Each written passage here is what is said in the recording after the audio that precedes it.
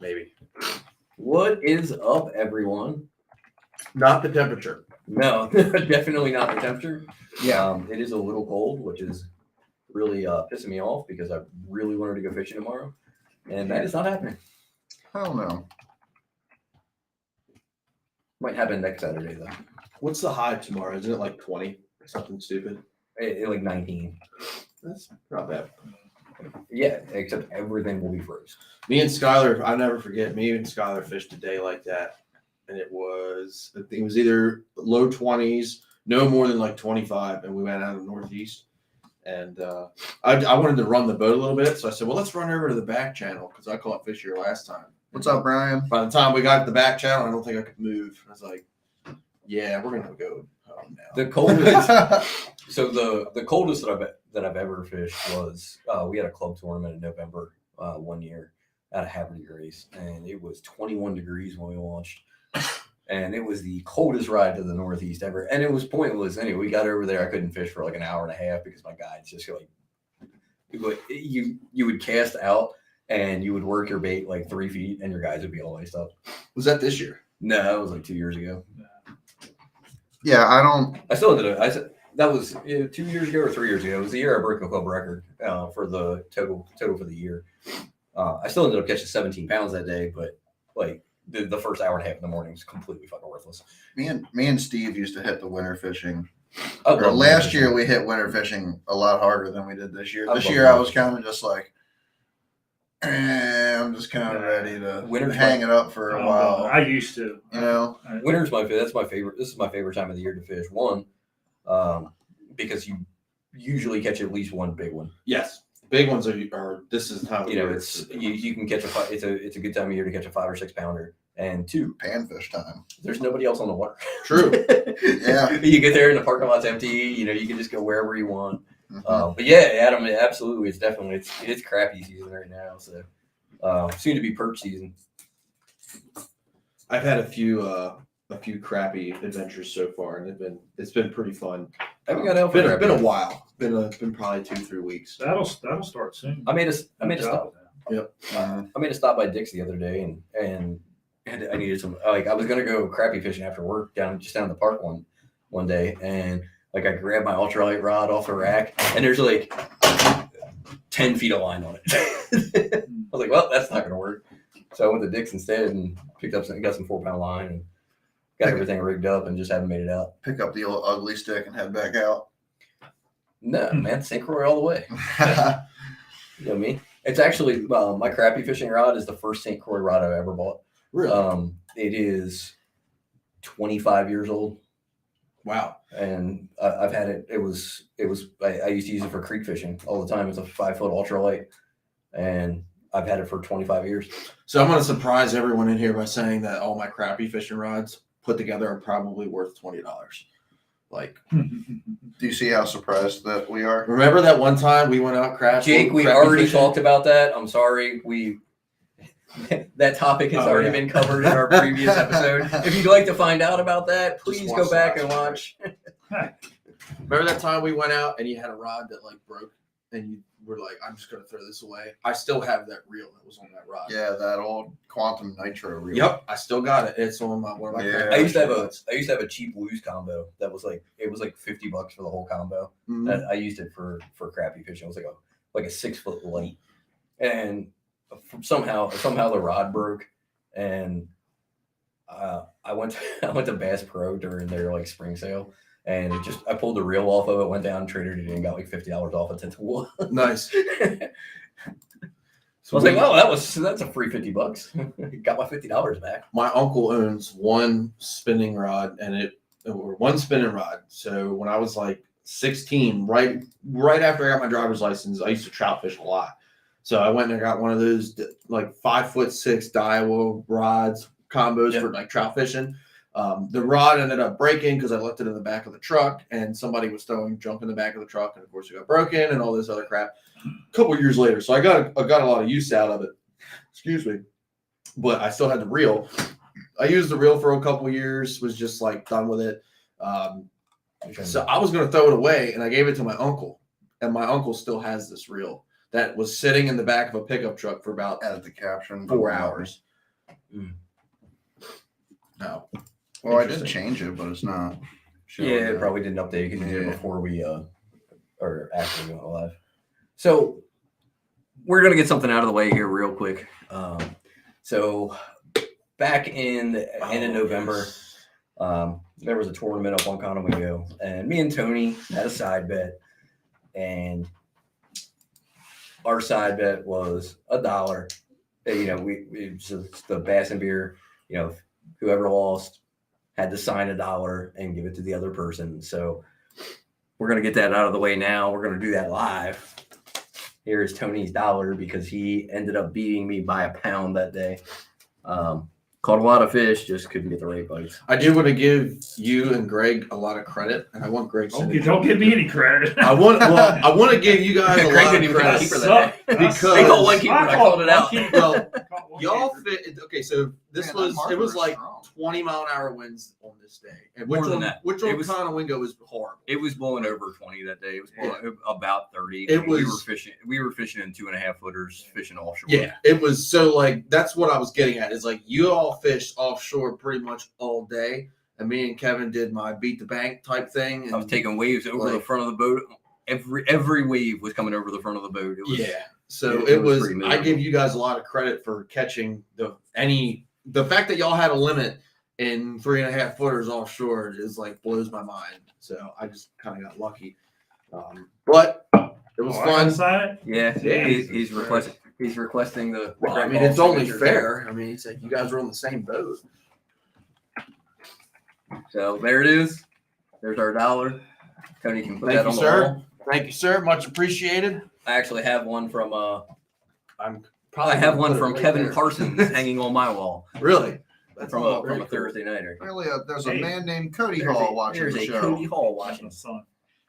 Why How's would it you going, start Cody? fishing SQTs this year, man? So I've actually really wanted to fish the SQTs for a long time. For me, it's a schedule thing. That's really what it comes down to. Is now Now because of drill. it's because of my Drills military requirements. Now, what I will say is when they put the schedule out, if it lines up, I'll do it. If it doesn't line up, I probably won't. A lot of differences for me next year. I'm no longer in the club in Outcast. Really? Yep, I backed out. Is Number that of even is reasons. that an existing thing anymore? I believe so. I mean, I don't. We were you know, talking about me and our club president was talking about that. And they have enough people to keep the club together without bringing any new people in. But I'm sure some new people will join Yeah. up. And How many's in there now? There's still a lot of people in there, right? Not really. What? 12 guys left. 12 boaters They left. left. Yeah. Really? Yes. Oh man, what's the skinny on that, dude? So they formed Just- you guys formed your own club We did that is outside of any. It's we're just a club. non-affiliated. Just Okay. gonna get It's together. basically it's like Hazard County. It's Pretty it's a bunch of guys that just want to get together and fish. Yep. And, And- no and there was- affiliation or anything. And there like was that. no there wasn't bad blood amongst the guys that left. It was just basically what it came down to is we were tired of going to fish places that nobody really wanted to fish. There was issues going on. Like the club wasn't being run the way we thought it should have been run. And it just like little issues just turned into bigger issues. Again, no bad blood with anyone in the club, but it became not as fun as it should have been to stay in the club. Sometimes that that- fish. It was a Titans club. that Titans. Right. That's all he fished. Well, it was tidings until it got tough, until it was August and end of July, and then they went over to the shore. So you're driving 2 hours to go fish the chop tank, and nobody caught fish. And That's what you gotta do, man. so- you gotta expand. I agree. Like me personally, I tell you the reason why I left. I left because 90% of the guys I gel with in the club left. If 90% of the guys that I gel with were the guys that remained in the club, I would have remained in the club. Not to say I have anything against the guys that stayed, because I don't. It's just the group that I'm more associated with is now doing their own thing, so I felt more obligated to go over there. So one thing that we've seen over the years, and Greg, you've probably seen this too. Mhm. Once a club gets to a certain things like this happen because you start to develop cliques. like you said, the guys you gel with. Right. Not saying developing cliques is bad, but then you have like a group of guys that want to do one thing. You've got another group of guys that want to do another thing. Right. And then it just, you get conflict within the group. That's one of the reasons that our club limits the amount of members that we have. Right. To try to maintain it, because we went through that. The original Team Outcast came from a split from River Rats. Right. So Yeah, I was in it. I was in the original group. Charlie Battery started. Yep. You know, the interesting thing, like Tom Bavaro and those guys in there, and it was just it was fine. There was no bad, like you said, no bad blood, but they split off because they wanted to fish like SQTs and stuff like that. They split, and our club didn't. Right. At that time. So because Baltimore Bass Chasers collapsed. I was in Baltimore Bass Chasers, one of the oldest bass clubs in the state. I think it was 1972 or something like that. And that's what happened. You get guys in there, and it's just too many people. You get 20 members, once you get 30 above, members, like 35 15. members. You get over 15 boaters or something like in a tournament and stuff like that. It's just too much. And it's just too much infighting. They were just fighting over dumb, stupid shit. And it collapsed. And that's when Scott Berghoff started his own club, MR Bass. And Outcast had most of them went to Outcast, coins all, and they went over there, Evo all of them. And Baltimore Bass Chasers is no more. And that's just what happens when you get a group of guys with when you have a large club like that. You get a group of guys that want to do one thing. Sometimes they split off, they do their own thing, and there's nothing wrong with that. It's from a federation standpoint, it's a little frustrating because that's less members that are in Maryland Bass Nation, which again affects Maryland Bass Nation from a national standpoint as far as their standings and the number of members that we have. But in the end, as long as everybody's happy and there's no bad blood, right? But would you? We're kind of going down a rabbit hole here, but I've only fished one or two SQTs, and I've been like fill-ins for people. I've never actually signed up to fish them because of scheduling and all that nonsense. But I will say that from the few experience I've had with SQTs, whether it was helping weigh in or actually fishing them, I would run them quite a bit differently if it were me. I think they were in pretty well. So both of the ones that I have been over the last couple of years anyway, they've been ran a lot better over the last couple of years. So the reason why I had an issue with it, because I filled in for one of the guys in 2018 out of Dundee. It was in July. So longest time of the year. We didn't launch the tournament until like 7:15. Yeah, so that's gotten like, a lot better this year. Dude. But that's a lot of the complaints. We had one tournament this year that happened down on the Nanticoke. Like a lot of the complaints that I hear from guys in Outcast or just whoever that have complaints is they don't like the way the tournaments are run. Now that's a thankless job. I'll be the first one to play devil's advocate. It's a thankless job, right? Everyone that helps run those tournaments are volunteers. So give those people the credit that they deserve. But I mean, especially at a tournament like Dundee, right? Everyone's running. So your opinion there is shared with most people who fish the SQTs. As far as we want to get it we want to get there and get if it's late at 6 o'clock, that's when we want to launch. We had a tournament this year on the Nanticoke where we were supposed to launch at 6 o'clock and we ended up not launching until 6:30 because somebody was late. Waiting on the guy. And we should it's you're hindering everyone else because of one person. And that it's not our fault that one person didn't make enough time to get there or decided in this circumstance to drive from like Hagerstown to the Nanticoke the morning of. That's a little. That's why we have links. It should have been, well, he's not here. Sorry, your link is out. It's a draw. That's what makes it it's not complicated, but it's a draw tournament, and you're linked up with a guy, and if he's late or don't show, right, you're out, right, and they switch a pairing right there. That's how it should be. And it should be like that. But they want to give every benefit of the doubt. They want to wait because that one guy didn't show up. Tracy one time didn't show up at all. Forgot, and I think somebody stood in for him or something.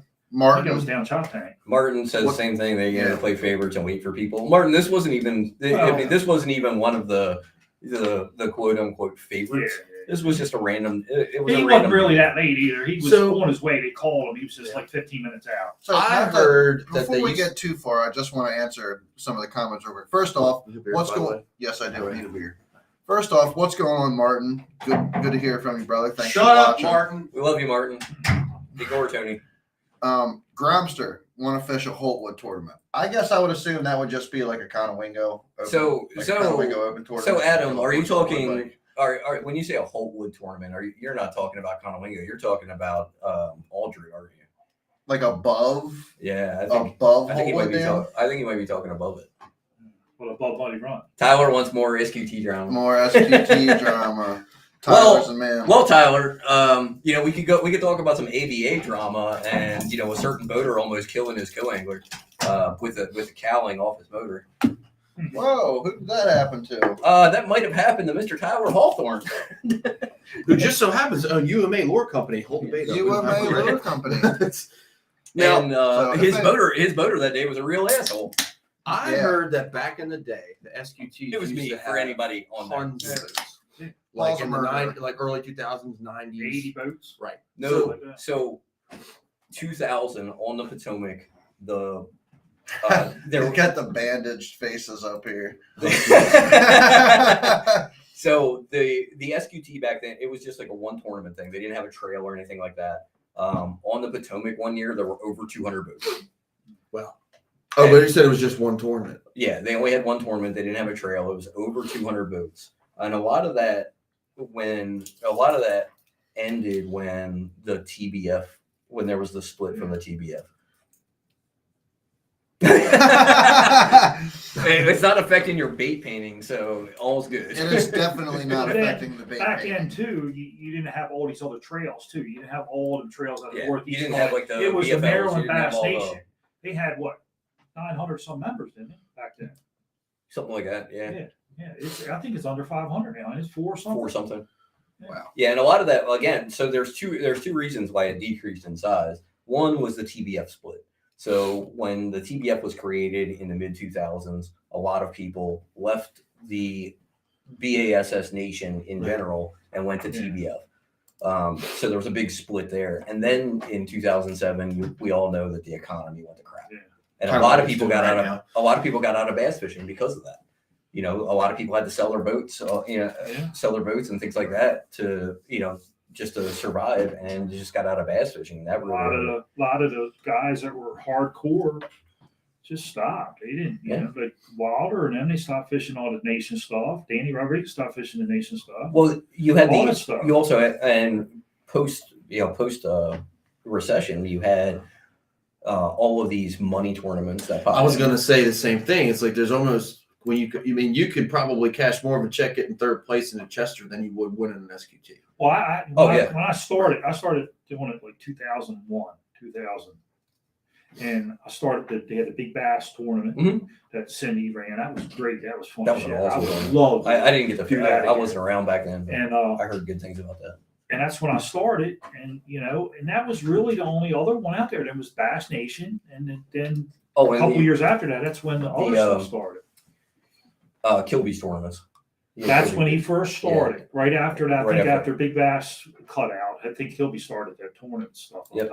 And then all these trails started popping up, like the Chester counties and the BFLs, which That's Yeah, right there around when the flats started the lighting ABA, off. Right. I Right. mean, Middle River was a go-to place back in the 90s and 2000s. Nobody went to the flats. early 2000s, Gunpowder, Middle Yeah. River. Those were where they places ran to. because there wasn't grass on the flats. Yeah. We didn't have the grass that we do today. And it's That didn't flip-flop. happen until That's mid insane. 2000s. So how do you think that even developed? Do you think it just silted in enough to Flip-flop. like? It just flip flop. It's Cycler. That's all it is. so back in the 70s, the flats were awesome. And when who was it? Agnes? Agnes. Hurricane Agnes 72. Agnes destroyed it. it just wiped out all the grass on the flats. And I mean, it took years and years and years and years for that to come back. I mean, 8, 10 20 years, 8, 10 years at least, I think. Well, it had to be. Yeah. I mean, it didn't really come back. It changed everything. Changed the whole aspect of Changed every the whole channel and everything. I mean, it was 20, 25 years before the flats really came back after that. And that's Wow. when, mid 2000s. Right.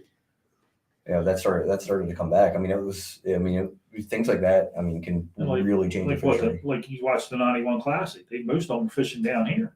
A lot of them One out of the fished up elk. top, the elk, one out of elk, but the Yeah. bags weren't big. They were 12, 13 pound Yeah, bags, a couple of 14 Zell pound bags. Rowland did well in that tournament. He was fishing up in the Susquehanna, Yeah, up on the rock Up around and the- stuff. around the Happy ABC Grace. docks. Yeah, happy grace, yeah. He was fishing around that that like circle of rocks that's right before the ABC docks. You know what I'm talking about, Tony? Yeah. Yep. Zell Rowland was fishing that, throwing a popper. I remember on that. watching that. That was pretty cool. Yeah. I got to be honest with you. Maybe it's just because I'm biased, but I think in 5 years, maybe a little bit before, but 5 years is my at minimum. The gunpowder will be competitive, like the whole gunpowder. Next So- year. Really? You think so? It's already I'm thinking. it's already there. What I seen last year, The problem with the gunpowder is the you don't know density where to of go. fish It's too big. on the gunpowder. It pales in comparison to the density of fish on the flats. I agree. So Because the entirety of the gunpowder is just the size of probably half the Only flats. gunpowder, The like ana- everywhere else. the analogy that Not I even close to half the flats. if you have one The person, whole gunpowder, like saltpeter, Dundee, like every. Yeah. I mean, so if you have it now, like right now, if you had a tournament this year and you had one person go to the gunpowder, they have a good possibility of being able to compete with a bag from the flats. Yes. But absolutely. you get the open, we got 10 guys in there. So You get one or two. you got 10 Right. guys. Let's say there's 50, and I'm just these are not accurate numbers. Let's say there's for the gunpowder, there's 50 fish over 4 pounds. Well, they're now getting those 54 pounders are now getting shared between 10 guys. So you have five per person on average. On the flats, there's 2,000 4-pounders that are getting shared by 100 guys. There's 24 pounders per angle That's on the if you're flats. fishing one little spot in the gunpowder. No, I'm talking about the gunpowder, the whole gunpowder. Seneca Creek, I'm talking about the gunpowder itself. Middle River, Rocky Point, Because all the way up to there, out to the islands. well, you had 5 or 6 people. There. You had 5 or 6 They're there. people in Middle River in that tournament. You had a couple people in Seneca. So they're all it's a lower population of fish that's getting shared Yeah, they're- by a smaller amount of people. So if you look at like the number of I'm talking about fish density. The number of fish per angler that's in there per acre, you could say too. Say per acre. Yeah. is way lower than like even sharing the flats with 100 You people. can't, like, say Middle River, you fish Middle River. I've seen You areas on can't, put it you this can't way. fish all Middle River. You pick an arm and you can fish that in half a day. I've It's seen- like, I've seen days on the flats in May, in prime time, where you have 100+ boats in a 400-yard stretch, And 400 still yard got square, five. Yeah, on the Right. flats. and we're all catching them, Yep. and we're all catching 3 to 5 pound bass. Mm. I mean, you get into one spot like that on there, you got 100 boats in there, and everyone is catching them. It's just the density of fish up there is just mind blowing. Now I'm gonna. The density Obviously- of fishermen up there is also mind. Now, obviously, I we're hate not. fishing in those crowds, but sometimes you have to. I mean, No. if that's what you got to do, that's what you got to do. I'm not gonna compare apples. I like to oranges. avoiding the crowds. I'm I not do going to too. compare apples to oranges. But talking about density of fishing, I mean, the Thursday nighters this year were somewhat dense. I mean, yeah. there was a lot of tournaments where 1, 2, and 3 came within 150 yards of It's each huge other. density, Right, right. but you're still it's still a low number of fish. Yeah. If you look at the number of fish caught. I mean, if you take that Well, it's same because you have tournament, You're not going to 10 stack boat 100. tournament. You're not going to stack 100 boats on that. if you fish. take that same tournament and put it at a Haverty race, the weights that the weights and the fish that we caught in those Thursday nighters are gonna do shit. The Wednesday Yeah, it'd be like 3 Not pounds. sure. the Wednesday nighters out of the Northeast, were taking like 12 to 15 pounds for 3 fish to win every Yeah. week. I wish the It's Thursday funny. nighters started It's a funny. little earlier in the season. Well, we do it because the lemon, 12-inch lemon. Right. Yeah, and the daylight. And let them finish spawning. Plus, they don't eat frogs till July anyway, so it works out for me. Mm-hmm. Right. So those first 2 tournaments, Tony sucks, and then July comes around and Tony whacks them, and, and the rest of the summer, Tony just tears them up on a frog. Simple man. What can I say? I was the practice champion. I got to get my goddamn Ranger back. I was catching like 6 pounds.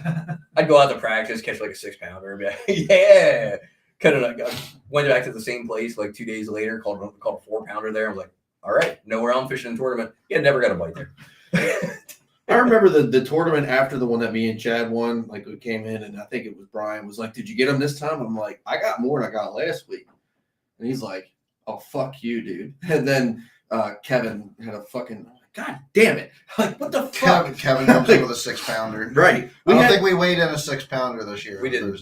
We had It's over close, we had though. over 9 pounds twice this year and didn't win. To be honest with you, I caught one fish this year with 4 pounds. One.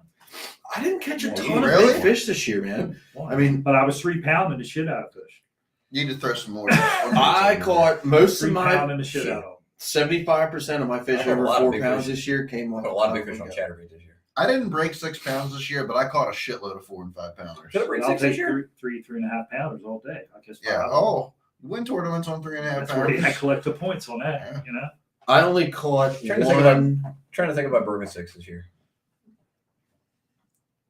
I think so. Yeah, you I got one. did I thought not. you got one. I only I caught did- I one did- over I did 5 in not. a tournament this year. Yeah. That was it. If I caught a lot didn't break in 6, I had a tournaments. lot that were. I know I had at least 4 that were 5 3/4. Yeah, that were pushing that 6-pounder. I caught one of them in the summer, pre-fishing for one of the Thursday nights. I remember you sent me a picture, and I was like, "God damn it, I gotta I beat this caught- motherfucker I next caught month." 6 pounds. I with that fish too. I lost some big ones. The biggest one I caught was in the spring SQT tournament. I think. What was that? Was over 6, wasn't it? No, No, it was 4 something. I caught. I lost one pre-fishing for that SQT that was fucking giant. I mean, the biggest fish I've ever seen in Dundee. Ooh, I actually want to talk about. I just thought of it. I don't know why, but I was talking to. Did you guys ever get fishing stuff from Dick's in Hunt Valley? Yeah. Okay, you know the old man that works in there. His name's Mr. Rick. You ever Yep. talk to him? Yep. I love talking to him. He's like awesome. But excuse me, he was saying that you can get a cabin at like Pocomoke State Park for like $50 or less a night. Yeah. I'm like, dude, that sounds like a trip. He's like, yeah, because he's a senior, so he gets it for like $23. You can do the same thing on Chop Tank too. Oh, I would totally. That's worth it in my opinion. Like just to go learn those rivers in like a good time of year, spring and the fall. Now I'm probably not going in July. Maybe the Pocomoke, just Oh, because man. there are a lot of fish. I don't know about all the- year. I don't know about the Pocomoke campground, but on the Chop Tank, I mean, it's the boat ramp is 50 yards from the cabins. Where are the cabins at? See, you know where the boat ramp is in the. Bless you, sir. I have allergies in fucking 3-degree weather. How Do you know does where that work? Do you know where the Martineck State Park boat ramp is? Yeah, that's Watts Creek. Yes. Yes. Mhm. So the cabins, like, so if you know when you come down the road, you turn right to go to the boat ramp. If Yeah. you turn left, that's where the cabins are. Oh, cool.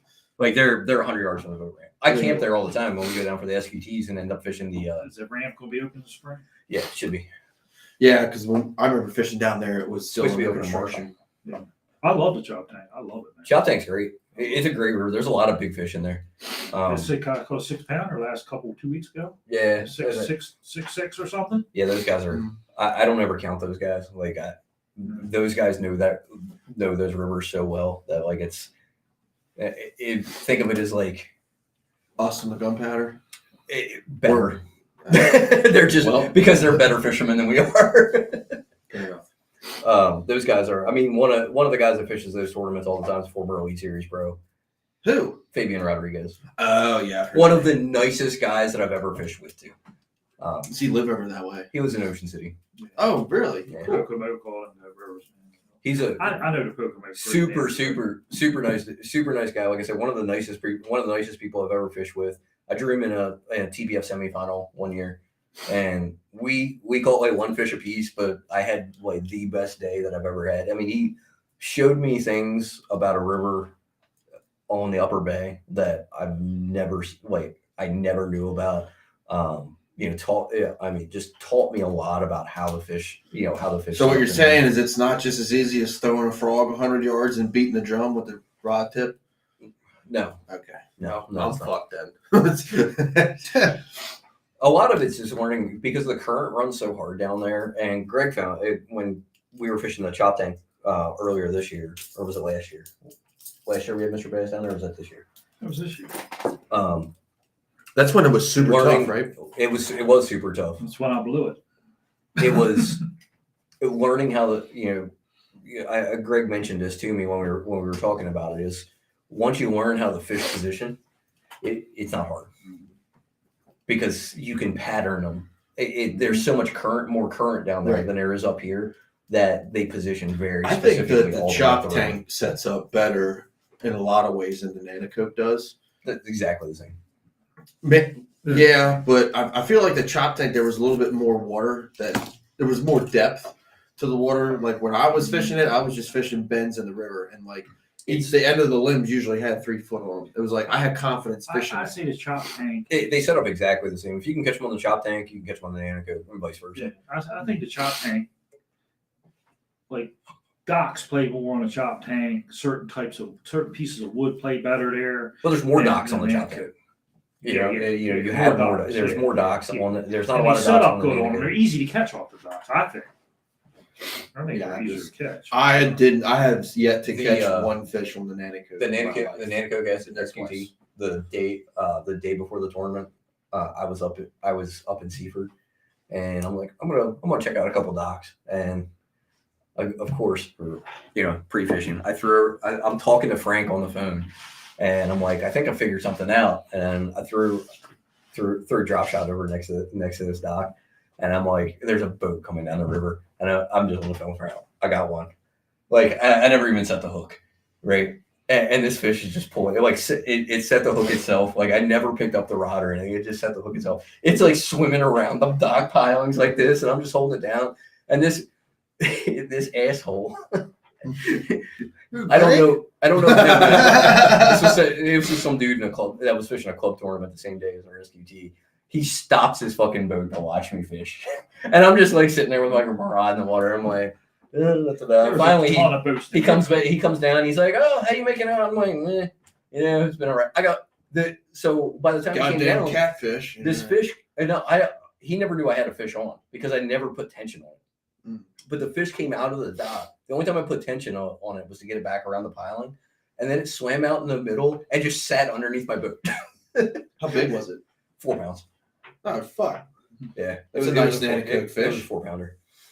And it just sat underneath my boat, and I was just sitting there talking to him, and it stopped fighting. It just Were you grabbing them? got into the shade under my boat and just sat there, and I was just talking to him. I'm like, yeah, I don't know, caught a couple little ones, blah blah blah blah blah. He's like, okay, have a nice day, and he takes off. And I pull it up, and I'm like, oh shit, it's a 4 pounder. How did each of you guys end up in that tournament? I had 4 keepers. I couldn't find a fill. I spent too long up. I spent too long up in Seaford, and I should have came down earlier. We pulled up on one stretch, and we had 45 minutes. 45 minutes of tide going out, and we caught 6 keepers in that 45 minutes, off one stretch of wood. And it's my favorite stretch of wood on the Nanocoke. And I'm coming down, like I'm running down the river, and I'm looking at the places I want to boat. I get to my favorite stretch, and there's nobody on it. I'm and pulled over, and we started we started catching them immediately. Mm-hmm. But one more, if I had had one more fish, I would have ended up in top 5. I just couldn't. I couldn't get I couldn't get my 5th fish. That's where I broke. Remember I had that video. The rod. That was pretty That was awesome. in that tournament. I ran a marshy open. Like every creek I wanted to fish, the boat was already in it Mhm. or already out of it. I was chasing Andrew Sands around half the time. He was feeding on the tournament, and every time I go, there he is. Right. And I come up, there he is coming out another creek and everything. And Yeah, I those just couldn't get bit, dude. You know what? The water was high the whole time, most of the day too. It's funny you say chasing people around. Like now, I didn't catch my fish. I didn't have a fish in the boat until 1 o'clock. Yeah, because you can't catch Oh no, them on I high caught water. one. I'm sorry, I caught one first thing in the morning. One on high Hard to water. catch them on high water on shore. Water's got to come down. Frog and pads, man. Yeah. I knew if I could. Yeah. I just went frog and pads in the morning when the water was high, knowing like if I can catch one, it's a bonus. If you can catch them in the pads, And the frog, and the high water, I caught one. you're doing good. But when the tide goes low, that's when you got to be on your ship. You got to know. You really got to know. Yeah, you go right ahead and do that, Tom. I am going to sit this one out. I remember one time 19 degrees is a little too cold for me. I was probably 16 and I went trout fishing in weather like this, and I was so bundled up I could barely move, and I fucking slayed trout. Like it was crazy. We went I think it was the second year that me and my dad went steelhead fishing. We went in the springtime, and it was, I think it was a high of 16 that day. I mean, there's like slush coming down the creek. Not me, man. It was so cool. It's the only time I've ever tapped out of fishing. Well, you know, my I was fishing. My feet got so cold. They were like bricks, and I couldn't wade. Yep. And I just looked at my dad. I was like, "Yeah, I'm going to the truck." You know, so my parents my parents to the truck. live He kept about half a mile from Western Run. Like it almost runs through our property. So when I was growing up, that's where I used to just wade in Western Run and stuff and catch smallmouth and shit like that. Dude, there are some giant browns in Western Run. Yes, Giant. And the best part about Western Run, but it's is all the private property. It's all private property. You can't get, you don't have access to it. You just have to walk up the river. But luckily, like my but neighbors, even then, if you don't know the people, you can. Well, it's also it's in Hereford too, so it's like you're greeting with a shotgun type of. Yeah. I'm lucky where my neighbor's property that backs up to it, they're like, yeah, go ahead, go fishing. We don't give a shit. So it's cool. I haven't done it in a while. I was thinking about it today. I was like, man, when it gets cold like this, I should do that. You got an in? Come with me. You want to go? Now we're gonna walk. We're gonna walk probably 4 or 5 miles throughout the day, but I ain't worried about that. Mm-hmm. Right. Get me to the creek. Get me to the creek. I'll show you how to catch some giant browns. One of the coolest fishing stories I have. Thank you, sir. I was trout fishing on Sparks Road one time. If you know what, there's an old little steel bridge on Sparks Road, and I was probably 16, 17 years old, trout fishing with little trout magnets, and I was doing pretty good.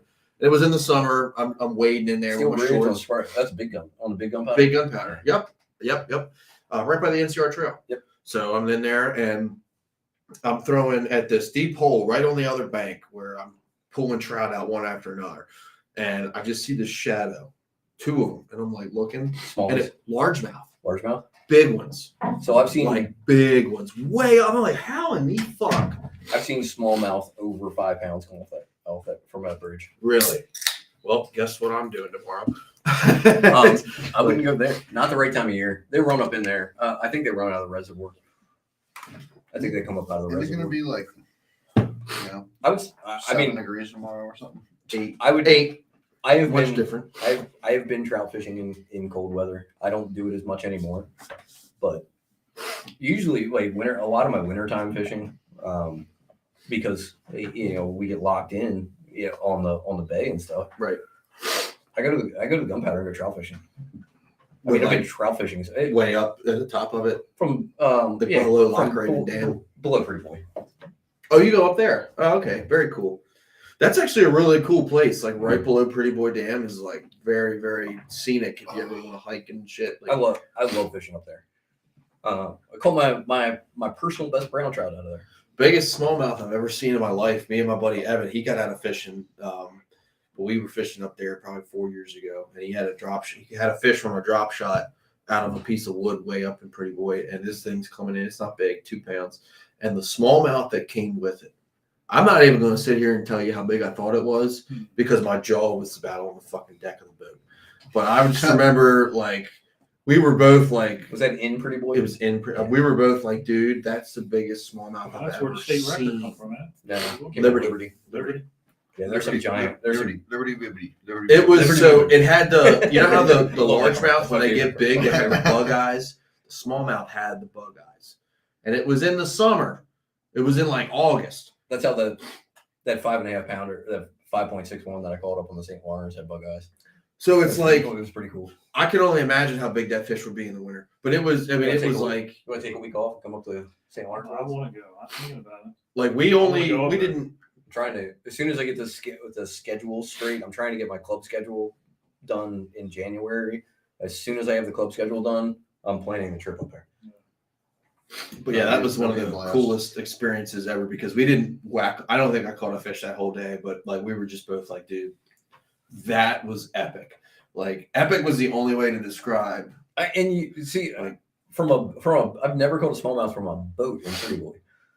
I've fished Pretty Boy from a boat. My uncle had a reservoir boat, and we used to fish it. And this would have been the late 90s, early 2000s. That we fished up there, and we caught some large. My uncle caught a 10 pounder 10-pound largemouth out of Liberty during the spawn. Mhm. And so, obviously it's like during the spawn, so we can't like take it to like a certified scale or anything like that, So, but when I started bank fishing about 10 years ago, I started catching the shit out of smallmouth up there. The Pretty Boy. Yeah. Yeah.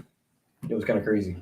Pretty Boy's cool. I enjoyed fishing up there, but it got to the point where it was like I was getting really serious into tournament fishing, and it was like with the rig that I had was just not at all suitable for What you wanted to do. for what I wanted to do. And I was just like, look, I got the Ranger. There's no reason to come up here and fuck around, half-ass it. That's how I saw it. It was like half-assed it, right? And I wasn't about to spend $8-9 grand on a reservoir rig. Looking back on it, I probably should have just got a reservoir rig because the money I said I was going to save and put into the Ranger, it's still in my savings. I'm fucking cheap.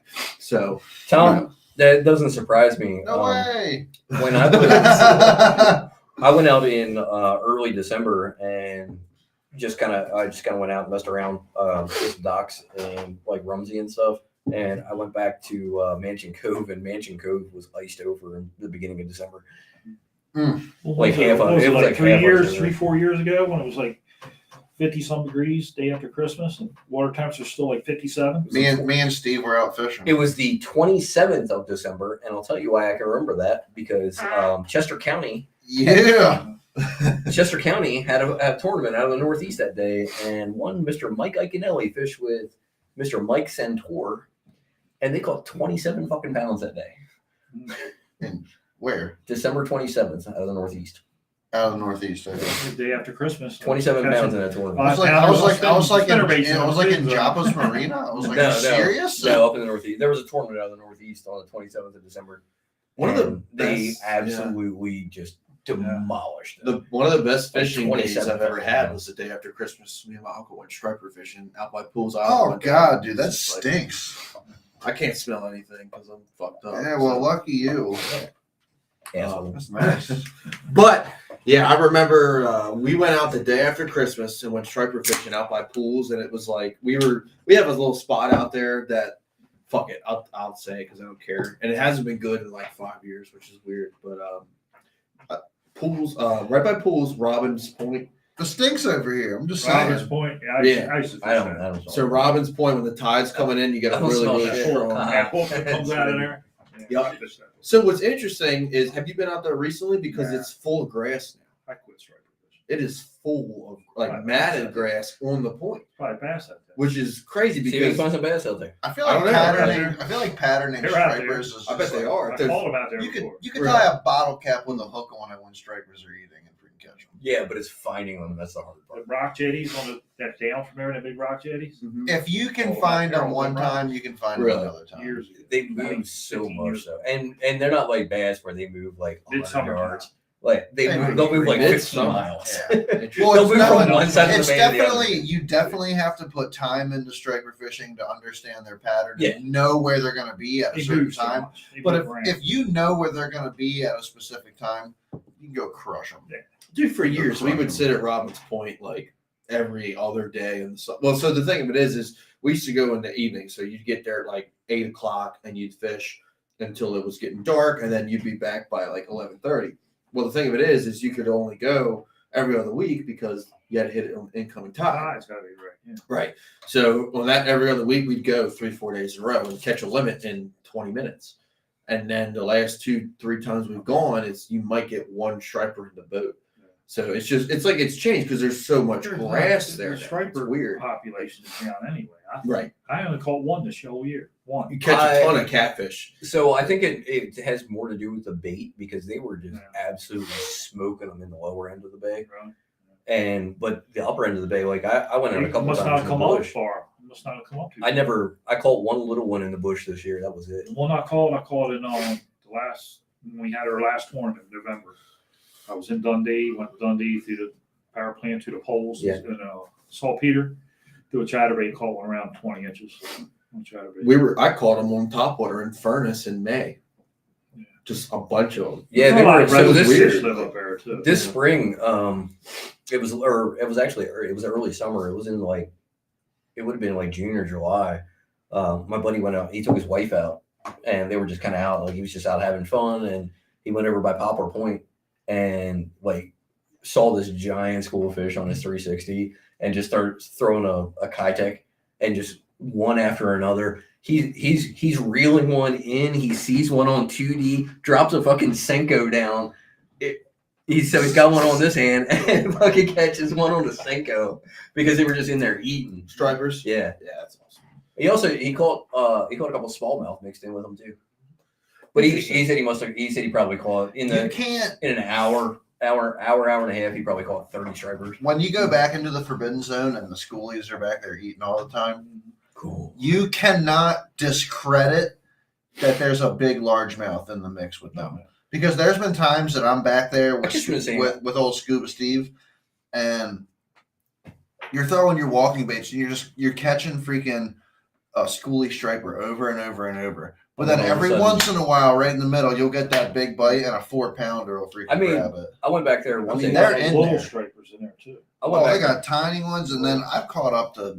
The biggest striper we caught in there was like 26 or 28 inches.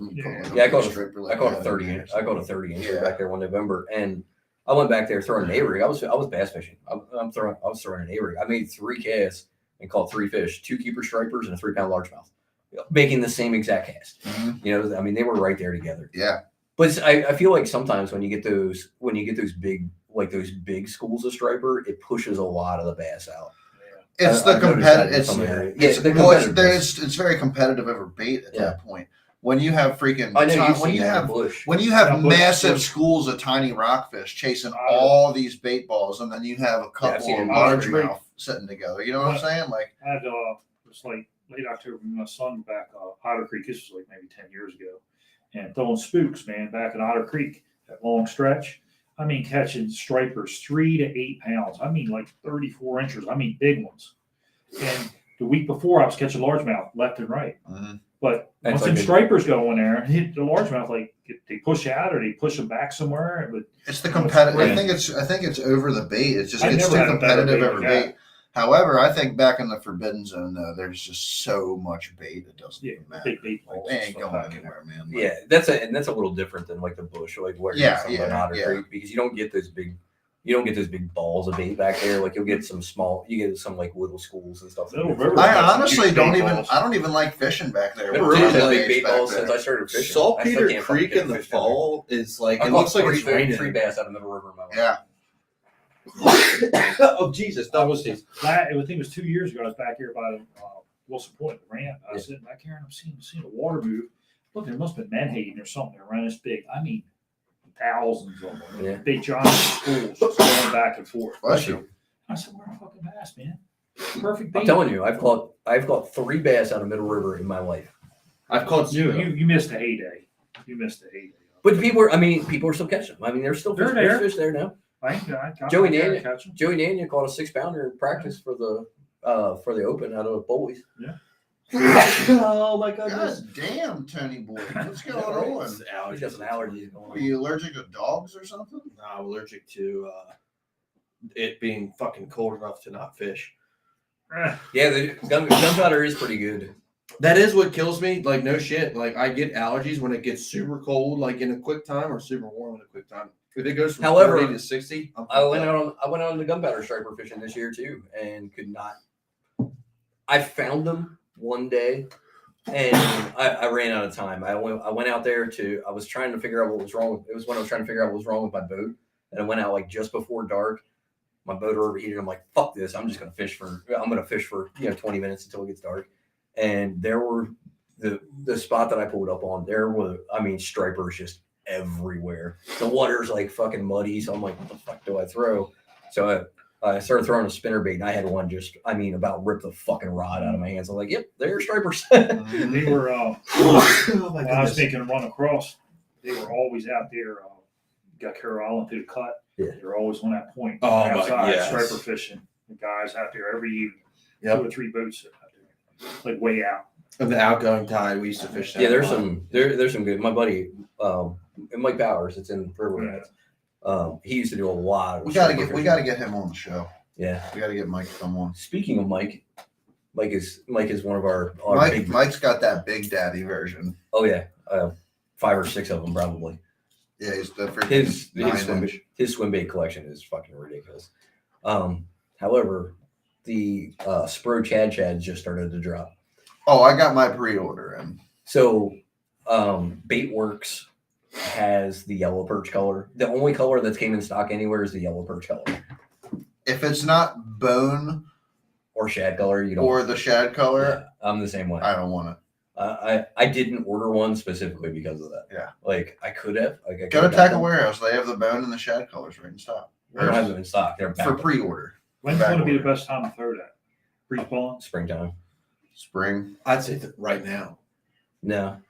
You don't want the big bait drawing power in the winter? Nope. Too cold. Around here, it's too cold. In other areas, it's different. Around here, I think that I want to say the magic temperature is like 45. It's very hard to fish a glide bait. For my skill set with throwing a glide bait, some other guys might argue this, but I don't fish glide baits deep. I'm fishing a glide bait in like at the maximum depth of that's a nice thing 6 to 8 feet of water. That's a nice thing about around here is you don't have to fish deep to catch them in the winter. Well, yeah, but I'm just saying. we just gotta get you up to the northeast when that water clears up. If you think you're gonna get a glide bait and you're gonna go throw it in 15, 20 feet of water, you're not. Yeah. The coldest, coldest water I'll call fishing. I went out one winter down in the quarry when the quarry was a little deeper. Yeah. And I was catching them, like, I think it was 36, 37 degrees. And I was slow pulling a shad rack on the bottom. You feel like a hunk of leaves when you get them. I caught a bunch of them. But it was no fight to me, like a couple of leaves. Yeah. One of the best days I've ever had. That's water conditions too. If you're throwing a big ass glide bait and 20 feet of crystal clear water, that's different. We don't have that around here. Yeah. One of the best days I ever had on the northeast, 37 degree water. Yeah. I caught 17 fish on jerkbait, and best five was 19 pounds. That was in January. That's a day. 37. I caught them all in an hour and a half. Yeah, that's what they say. I fished a silver buddy all day. I got out on the water at 7:00. Fished a silver buddy for 5 hours and never got a fucking. I just went out to like try to get confidence in a silver buddy, right? I fished a silver buddy for 5 hours and never got a bite. Mm-hmm. I'm like, you know what? Fuck this. I'm gonna try something else. I pulled up on one spot, throw a jerkbait out. My first cast was a jerkbait. I caught a 4.5 pounder. Just give it just get it down where it needs to be, and then just I'll give you it sit there. Don't move it again for another minute. So I'll give you. You'll go hit it one more time, and then they'll just be official. I'll give you a little. The jerkbaits are weird. Give you a little juice on, and you could do this if you modified a Vision 110, but the Rapala Shadow Wrap is slow sinking, so when you get it down, it'll just go down and it'll sit right on the bottom. Yeah. And then you just twitch. Like I was just barely twitching it, and it would just sit right on the bottom in 10 feet of water, and you just dink, and it would just sit there, and then you'd go to hit it again, and like then it just goes. A small little bit of that like lead tape you could wrap like suspend dots, suspend dots on the belly or something like that. You could just get it to slow, because it barely. I mean, when I say it slow sinks, it's like, I mean, it's going down like this. Me and Steve found a nice Vision 110 plus one bite in about 8 feet. Mm-hmm. Yeah, I remember just dragging it in, and it just sat there and just leave it there for 45 seconds and just give it a little twitch. And then Steve would just kind of just like load back into it slowly, and like there would just be one on it. Funny, this is kind of funny. Hank Cherry was talking the other day, and he was talking about the stunner, but jerkbait's a jerkbait, right? So he was saying, he's like, the question I get most often is, when do I throw the little bill? When do I throw the deep bill? And he said, don't pay attention to depth. He said, throw the long bill when you're trying to deflect it off of stuff. When you have cover that you're trying to deflect. You can deflect the shallow bill off stuff. If you're fishing shallow bill with 3 feet of water, you're going to deflect. But the shallow bill hangs more. Yes. It hangs more when you deflect it off stuff because of the bigger bill kicks it off more. It hangs less. I can't see throwing a +1 in 5 feet. So he said I throw them in the same depth. He's like, the cover is what dictates which one I throw. Like it makes sense. The bigger bill having a better deflection rate on a +1 over a standard. And that's not the only. When Patrick Walters won on Lake Fork in the fall, when he blew that tournament out, when he like lapped the field, he won by like 26 pounds or something. He said the same thing. He was throwing the shadow wrap deep, and he said, "I'm throwing this deep one because it deflects off these trees better. I don't get hung up." Yeah, he was like live scooping them. Yeah, he was, but. He was live scoping them off standing timber. That was the first tournament where live scoop really made a huge impact. Yeah, that's the first one where it really blew it out of the water. And a jerk bait is like the perfect tool for live scoop. Yeah, not anymore. Bringing it down to a certain depth and then letting it freaking. There's so many better baits. I know you're up on a new baits and all. What is this new live scoop baits, dude? They got some live scope baits. So they're changing the profile of the bait so that they show up better. It's a profile. It's not like a coating or anything. It shows up like reflects it. So what are you talking about? Like the Bill Lewis jerkbait? Something, yeah. Then he got something. He got the forward-facing minnow, or something. Forward-facing minnow. So it all has to do with the profile of the bait. So they make the Bill Lewis made a. I can't remember exactly what it's called, but They make a jerk bait. It looks like a Vision 110. And but it's wider. Yeah. So the body's wider. So that when you're throwing it out there, it shows up better on your sonar because it's got a wider profile. Gotcha. They've started changing materials. Are you bringing like in some of the I think Yum did that. Was that forward facing? Yeah. They changed the plastic. Just gonna flirt with my girlfriend?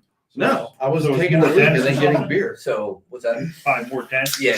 So they changed the plastic in it so it shows up better. Yeah. They've started using tungsten heads because tungsten shows up better on the forward-facing sonar. Which, I use density of sell them for a lot more money too. You can sell them for more money too, right? What? I heard they're like more expensive or something. What the forward? Anything that's going to have a bigger draw to it, to like some type of new technology, they're going to mark up to it because people want to test that shit. Yeah, I fish tungsten heads on my swim baits all the time anyway. I don't know. I feel like if I'm trying to throw a freaking mag draft in 15 feet of water or something like that, like you're not going to have a hard time picking that up. The only thing I'm using for tungsten is drop shots, which is very rare. And see, I never throw a tungsten drop shot weight because I lose too many drop shots. Many of them. Yeah, but a swim bait head, I throw the Kitech tungsten swim bait heads. They're not that much more than lead jig heads. It's like $1.50 more a pack for a pack of like 3 or 4. And you can throw instead of a 1/4 ounce head being like this fucking big around, it fits the smaller profile baits like the 3.2 Kitech. I definitely like sensitivity of tungsten a lot more than lead.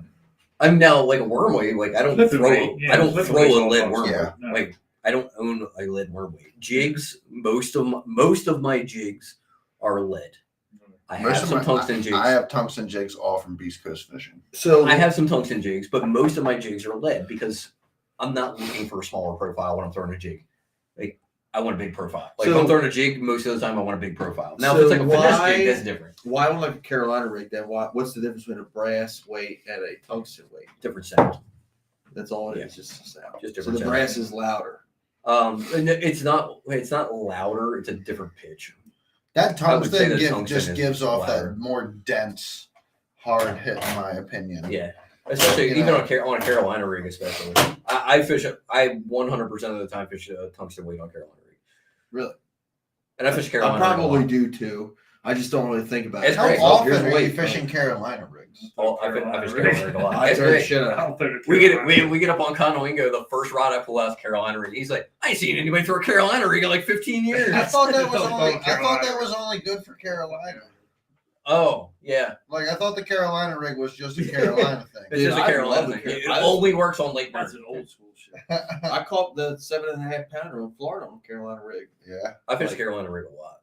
I do throw Carolina. Every fish I caught on Carolina rig's been over 5 pounds.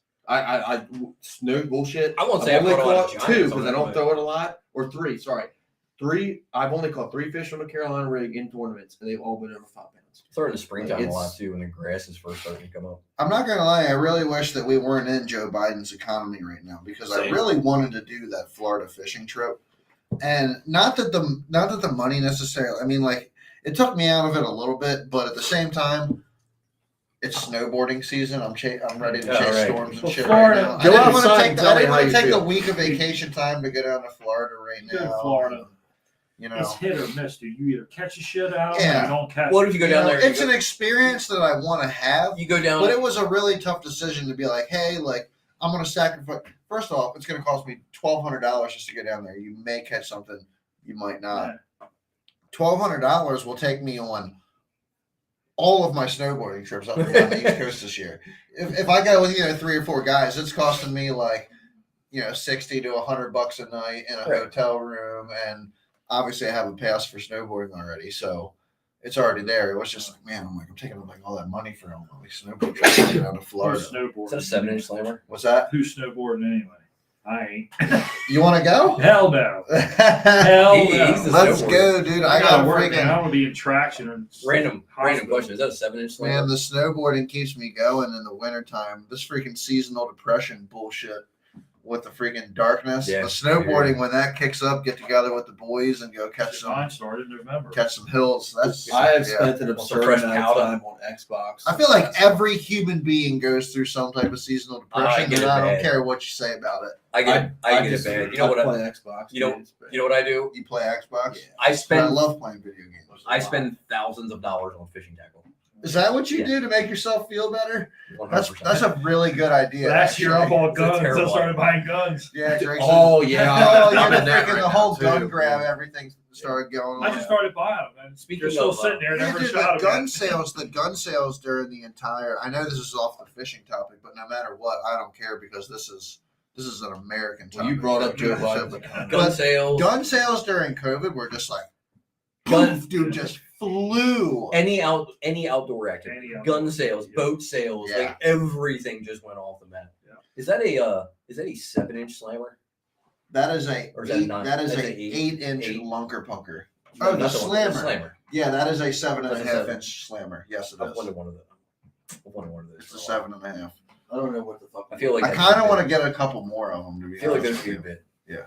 Around here. I've caught a couple nice fish So on the spot. Martin said, Yeah. "Fuck my Carolina rig." Hey Martin, what it like No, I know the one. from a spectator We still gotta go standpoint? through What those. was You it, got it, We're Mark. still gonna go So- through those for strikers. Martin? What was We're it still like gonna go watching for me strikers. catch They will that destroy 7.5 pounder Yeah. from just about 30 yards away? Like what was going through your head? Get some extra heavy When- hooks on there. And just, So to be fair, and I want to give credit where You ain't credit's bending due. out those hooks. So Martin was fishing with John They got Gentry, saltwater hooks on them. and John found the offshore the, grass other, spot. the left hand And one. then looks like it's They like told everybody because we're all I down see there the with the saltwater club. hooks on the. And he goes, "Hey, the trout water. I found this offshore spot. There's big fish here. One on the left. You looks guys like come and fish it if you want."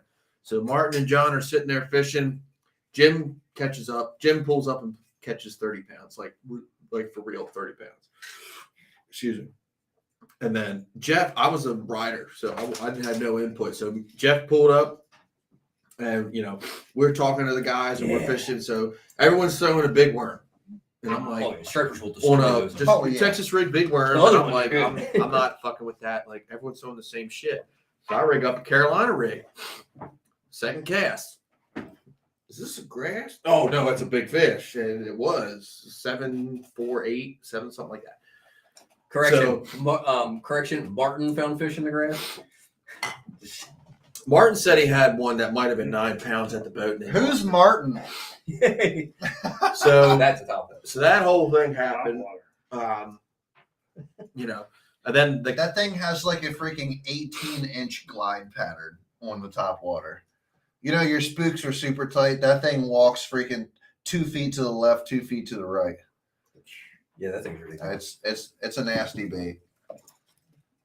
I'm just trying to think. Like, I can't remember what it weighs. I think they're like You 6 gotta Like, pounds. remember, what's you your guys fucking live in profile, Maryland, not Texas. that's why I don't know that shit. They still They they'll still eat eat it. They'll I eat it. know, but That's I mean, why I there's don't have it. you got to think there's so many. How many fish have you caught?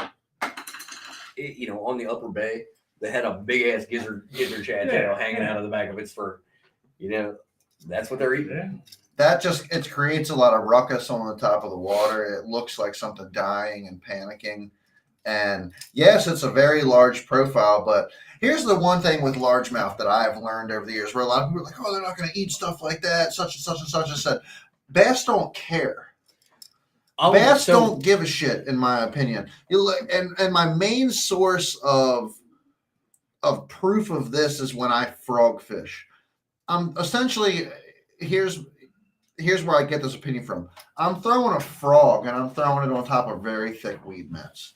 Yeah, like they can't see it. A bass doesn't know that it's a frog. They just see it's a commotion. They don't. They feel the thing moving across the top of the water. They don't give a shit what it is. It could be a bird. It could be a turtle. Yeah. It could be whatever it is. They're hitting that because they just want to eat something. It doesn't matter what it is. It's a reaction bite, and that's exactly what these baits do. What's funny is talking about like the size of baits. Oliver posted the other day. He was talking about. Did you see his post about bass-colored swim baits?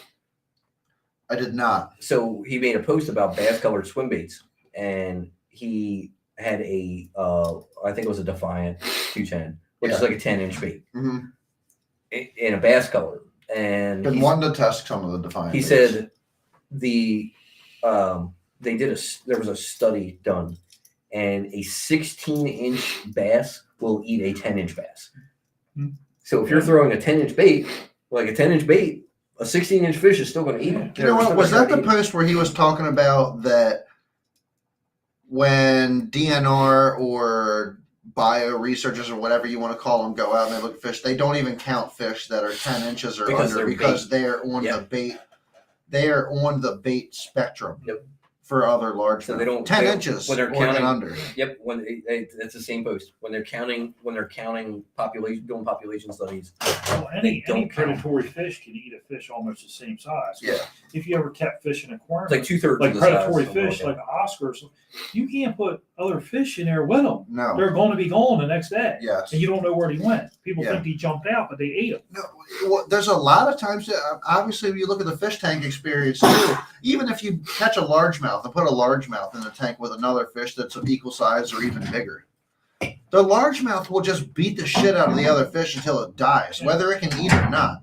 It is an aggressive fish. Largemouth are, I can't remember exactly what the statistics is. Largemouth are physically more aggressive than fucking sharks are. Yeah. So how many videos have you seen on YouTube where, somebody's like out there, they're like fishing on Kentucky Lake or out on Gunnersville or something. They like pull up on like a fucking 3-pounder that has like a 2.5-pounder like wedge. See the videos all the time where they're pulling freaking crappie this big out of a freaking gullet of a freaking largemouth or something like that. Where they can't swallow it. Yeah, like it's killing. It's either killed them or they're going to die. I'm not saying that this works all the time. I'm not saying that this is competitive in a Thursday night tournament. No, that's not what I'm saying. If you get dialed into a gizzard shad pattern, like when we talked this fall when all those gizzard shad were in in the gunpowder, you could probably utilize that and maybe get that one big bite that you're looking for that year or for that. You know what I mean? That one, it might be that one big bite that you're looking for. It's not going to be, I'm going to go out and I'm going to win a tournament throwing this. From a tournament standpoint, yes. But from my standpoint, I'm not trying to be competitive. You're trying to catch 6-pounder with you guys at freaking Joppa Town during a Thursday nighter. Do I want to freaking win and do good? Yeah, I want to do well. But when I go out there and I fish in Joppa Town and I'm throwing baits like this, I just want to catch one on a bait like this. If it takes me all day long and I catch a 5-pounder on this bait, you're happy with it. I'm stoked just because I did it. I just think that's cool. That's the active fish. You got to find active fish that'll eat anything. And I've said this before on the show. That's what I love about fishing is because we get different things out of fishing. Yeah, and it's great. Like I don't knock you for wanting to do that. Like that's your thing, and that's fucking awesome. It's not my thing, and that's different. No big deal. Like I like doing it, figuring out the pattern and the best way to catch the best 5 fish. You take things from each other. Exactly. You take things from each other in this. you take conventional fishing and you apply conventional bass fishing's understanding to a big bait perspective. Oh yeah, and vice versa. And vice versa. Big bait fishing is more hobby. Yes, I agree. Not being competitive. Yeah. It's like There a you go. hobby. Absolutely. That's the Big bait best hobby way to put fishing, it. not Hobby, competitive fishing. That is the creative, best way to put the it. design, and what bait looks good to the eyes of a human being. Now But it's got to work. You see what I'm saying? Agreed. Yeah. and there are going to be those very small specific that you could. small bite windows Yeah. where let's take the Elite Series for example. There's going to be in 5 years, you have 40 tournaments on major bodies of water where big baits are prevalent. You already have anglers You're gonna in have these one major tournaments where- throwing glide baits. Oh no, I'm not It's saying throw already them. established. I'm just saying there's going to be one where that's going to be the deal. But do they throw it the Yeah. whole day? Yeah. Do those guys throw it all day? Carl or- Jacobson this year on Chickamauga in the spring threw a glide bait for 4 days. But they not. I give him win. credit. They Give him can't- credit. They Like- never won on the glide. He came gotta close. fix He it top up. He's 10. been close. He lost. He might have won if He might have won didn't on last lose. day. He lost. He a lost couple like ones. 3 big ones on it. But He you come have after and to. showed himself. A lot of that too is you can't really compare that body of water to our bodies of water. See, and I want to reiterate on what Greg just said too, because Greg said he threw those baits and the fish revealed themselves. They come chasing. They chased the glide bait. They I didn't feel like need you it, but they could've- followed it. Part of that is part of a reason of throwing a bait in general. They have a big drawing action. Whether Yeah. they're eating it or not, that fish showed itself, and okay, there is fish in this area of this caliber. And he's You also. don't have to continue No, I to throw the glide. You can go back and go throw that jig and I chase mean, the like, fish. these guys spend all this money for this custom shit. He's throwing He's throwing a Molix or a $30 Rashi. That's what Yeah. he's fishing. $30 to $40 glide bait. You know, and Well, and now you have the- fucking $500, $1,000 So- freaking swim bait. Those Spro KBGs, I don't think they're going to be able to pump enough of them out. I think they are. I'm waiting. What for, are they selling them for? 60 bucks? 60 bucks. I got the Molix. Get one. I got a Molix and a I'm Rashi. getting two. I got the Molix and As a soon as they hit Rashi, Susquehanna fishing. and I throw them a little bit. I haven't had the right bite window to even catch a fish. Mhm. But this spring I'm gonna throw them. But I got the bone Molix. It was hard to get. Perfect. Hard to get. I'm Yeah. gonna throw that. That's what I see people always throwing that bone. So can I I threw throw that- that? The white- I the threw white that- one, the white I threw one, that the white one, bone not the bone. KBG The Chad white Shad, and you know what? In my opinion, the bone color in the White. water White. color that we have around here Definitely. just has a good reflection and shows up well in the water that we It have. took me 4 months to find I a white agree. one to come back in stock to be able to get a white. So let me ask a question. This is totally off, not really off topic, but you said SFT. The guys that run the Wingo tournaments, Mhm. what allegiance do they have with SFT? They work there, or do they just run the tournaments on Yeah, I think behalf? they help Brian Setlock has been a long time partner with Susquehanna Fishing Tackle Okay, for a long time. They've fished together just for a because really I long don't time. know, I'm just curious. He works. Brian works their special events and stuff, stuff like that. Okay, cool. And Brian might have guided with them back in the day when they were still guiding. I don't know. I don't think they do much guiding anymore. Has anyone ever done one of those guides out of Harrisburg? If you haven't, you should. Yeah. I never have. I really want to. want. I really want to. If spring you're- time or whatever's. I will tell you, and I'll give a shameless plug: Susquehanna Smallmouth Solutions. Okay. If you're going to do a guide trip, go with Susquehanna Smallmouth Solutions. They are the best. I mean, they're Out of Harrisburg area. yeah, Okay. out of that Harrisburg, Columbia area, Cool. Very cool. all the way up to like the Little Juniata.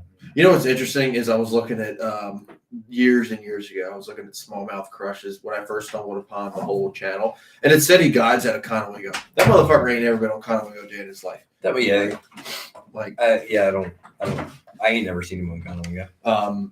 In But 10 years of fishing Conowingo, I would love to Done do guiding that. down here last year. This year, Yeah. he's moving to New York. This spring is his last year guiding on the Upper Bay.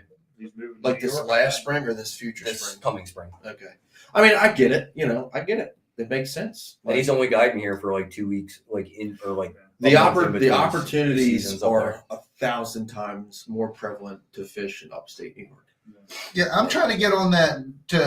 We're gonna go to this right now, not to completely interrupt what we were talking about. I'm trying to get on that Josh Jones level. there. I know, You know right? what I'm saying? freaking, wouldn't it be nice to be a guide and like buy a boat, pay for your boat, all of your gear, all of your rods, your gas, and everything, go In 3 fishing months. every single day, make $100,000? Have 9 guys do whatever the fuck you want. Guiding's not as easy as you think. I don't think it's as easy as anybody think it is. No, like, that is not what I'm trying to say. Not saying Whatsoever it's else, easy. everybody Just trying to would be get to doing that it. level. Yeah, but it would be super. Just where like, you can charge $2,000. he's living the dream. He's living the best Here's my dream. thing, right? And me and Paul had this conversation in the group chat earlier today. A I know you tactical were. bassing. I would never want my paycheck, regardless of how good I am now or how good I will ever be at fishing, to be reliant on my ability to catch fish. Because at that point, people to catch fish. it then, but yeah, we're kind of in a different conversation. But like, I don't ever want my well-being financially to be dependent upon my ability to catch fish, whether it be from fishing any sort of Martin. Oh yeah, right. But like still, like I feel like the moment where now, if I was able to get a guide's license and do it 1 or 2 days a week on the weekends and take somebody new out You and gotta have show a them, captain's license. and show, which is expensive by the way. Well, you only have to get your captain's license on Title Water. I was thinking about doing it. I was thinking about actually getting. I thought about I've thought about as it, well. like just doing like beginner, right? Like, hey, you've never fished I thought before. about doing Here's it what you stupid should look snakehead for. because it freaking Here's- That's what I was going to do. like- I like. Here's how you cast a Yeah, bait guys are making caster. dumb Here's the basics, the very 101 of how you should approach It's like an bass endless fishing. supply client. That's why I had Oh, yeah. Andrew. Because even the people, like a lot of bass clients, they'll come out with you maybe one time or like once a year, and they'll try to learn some things from you. These fucking snakehead people, they will just hire a fucking guy like 6-7 times a year just to go out and catch snakehead. You'll love this, Chad. Yes, they will, but there's a crazy. lot more. There's a lot more involved in actually legally obtaining your Oh, yeah, license yeah, to yeah. be You a gotta get guide. a captain It's not license. just having a boat and then being Dude, like, oh, I can take you. you know what fishing. I thought That's not about, how it Chad? works. You got to have insurance, you have Yeah. captain's license, CPR. CPR And training. insurance, Yep. everything. You know what I thought about? No, there's a lot. You've been There's a in my- lot of tax benefits. Well, I'm just to thinking, it, though. like what you say with the snake For thing, fishing. like, that's the your buddy that Andrew, Andrew, like that's like he tapped into a good market. tapped He into a fished great on market. D. Right. Right. Yeah, you don't burn any Let's fucking go gas. super code. Yeah, Think about there you it. go. Yeah, that's what I'm saying. My grandparents, where we launched the yearboat that one time. Yeah. You know how many times I thought about fixing that place up and renting it out as like an Airbnb snakehead. I thought you were location? definitely buying the saltpeter house. That's in the works. It's in the works. And the But guys who take I would, kayaks. like- Yeah, I would. So think definitely about it do like this, right? I'll If- help you. Dude, if you could take that, I mean, it's a small house. It's like a shack that you would get on the Pocomo or something, right? I'll help you for You boat could ramp walk, for literally- boat ramp rates. You could literally rent that place out as like a Dude. snakehead charter location and make kayak tours. tons of money. the Verbo Like- Verbo that we rented in Texas on Sam Rayburn was a Both. plywood fucking shit. The thing that Airbnbs. This is a tangent, but like you really have to be careful with Airbnbs because we had you had pictures and stuff, and we're going to Texas, right? It's not like we can go look at. Make the sure place. you have the correct insurance for your Airbnb. Your And place. so we you so have we to look at take this your place. cameras out, Tony. We look at this place and we're like, oh, cool. It looks like a decent place, decent price. It's right by a boat ramp, and we get down there and it's like fucking plywood walls, space heaters. Like there's no. It did have running water. Like that's about the most I can say about it. But it was essentially a screened-in porch and then plywood walls just all around. Like you could see the insulation still really showing. not and stuff. much more than what I have down there. Like it's, Like- it's small. There's a kitchen. There's It 2 was sketchy. bedrooms, a bathroom, a screen-in porch where you can just sit out there and drink beer. Should And do- there's a little sand boat ramp. It used to be concrete, but they broke it up when they built a new bulkhead. Well, You you could throw, know, you could like, throw you can 15 into that and have that. I mean, we freaking launched dial. his boat there, no problem. I've Well, launched yeah, my I boat bet there. launched there, Well, no you problem. know, you can be a kayak guide without getting a captain's license. Yeah, you don't need a captain's license to be a You guy. know, a lot of guys, Z-Man, all them. You just need they're CPR. kayak You need guides. CPR license and insurance. Yeah, You're good to go. but you're a kayak guide. You just go out there, take people, follow you around on the kayak. You just buy. You buy a Charge couple. $300.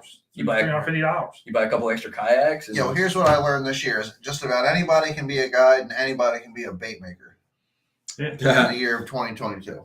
Now, So that being said, not to take away from Andrew because he puts a lot of time in and he I'm not saying tries that to put Andrew's put a lot no. of time in. He's done it the legal and the proper way. Yeah, and he puts time in on the water to be good at what he does. He produces fish. Right. And that's time on the water. Like, you have to spend time on the water. If you want to be successful doing any kind of guiding, the first key is time on the water. You cannot be a guide if you only fish on weekends. Yeah, 100%. No. Unless you've spent 30 fucking years fishing that body of water. You're never going to be a guide if you just fish weekends because you're not going to be able to put people on. Scott was a guide for years, man. Scott was? Yeah, he's had it for years. He gave it up. Hold on. I will say you won't be a successful guide. And it's like when you take people out, some of them don't know how to fish or nothing. And you go out there and charge people $350, they don't catch nothing. So one of them was, I would feel bad. Yeah, it's called fishing, not catching. My buddy. But people need to understand that before they get on your boat. Whenever they sign whatever it is to get on your boat, it needs to be in there. Like, hey, I guarantee you catch anything. Joe Tinsley? No. I think he stopped. He didn't fish SQTs last year because of some stuff. But he's a guide on the Potomac, and he said, some of his trips, like you'll get the occasional person that like wants to learn and like learn how to bass fish and like they want to do everything themselves. He said most of his guide trips are him on the front with a drop shot, hooking fish and handing them the rod. Yeah. Damn. Yeah. Fuck that. No way. He's like, they'll go out and they'll try it for a little while and then they'll get, they'll get kind of frustrated. They'll get kind of frustrated. Trying to throw a bait caster and bird's nest and all that. Well, no, he's putting them on spinning. If they're new, he's putting them with spinning rods, throwing like drop shots and stuff like that. And, they'll get frustrated after a while and he'll just, he'll throw it out there. He'll hook it. Pull her up, have a couple dozen night crawlers and they'll catch some catfish. Yeah. Seriously. Yep. Yeah. Anything you might have to do. They can have anything that's going to tug on the line. If you're going to take people bass fishing, a lot of people's going to have a miserable time because, especially in title. I'm sorry, it takes talent to be a bass fisher. Yeah, it's not what you're doing. It's not just freaking throwing a hook and a worm in the water. It takes a lot of talent on tidal water. Way more than if you want to be a guy. A stock pond or something, obviously. Well, no, I'm talking about like if you go to like lakes. Yeah, I think reservoirs can be even harder to fish. But the nice thing about reservoirs is for the most part, like once they get into their summer areas, they don't move. Right. Oh yeah. So you can go back like week after week after week and pound on the same fucking school of fish. Like it's just like one right after another. Where tidal, you go out the next week, the tide's different, fish are moved. You go back 2 weeks later and the tide's lower than it was 2 weeks before, so the fish have moved. Or the high tides, it's 2 foot, 2 foot flood tide, fish have moved. There's so many variables with tidal fishing that makes it really difficult to really pattern those fish and be able to go out and consistently catch them. Yeah.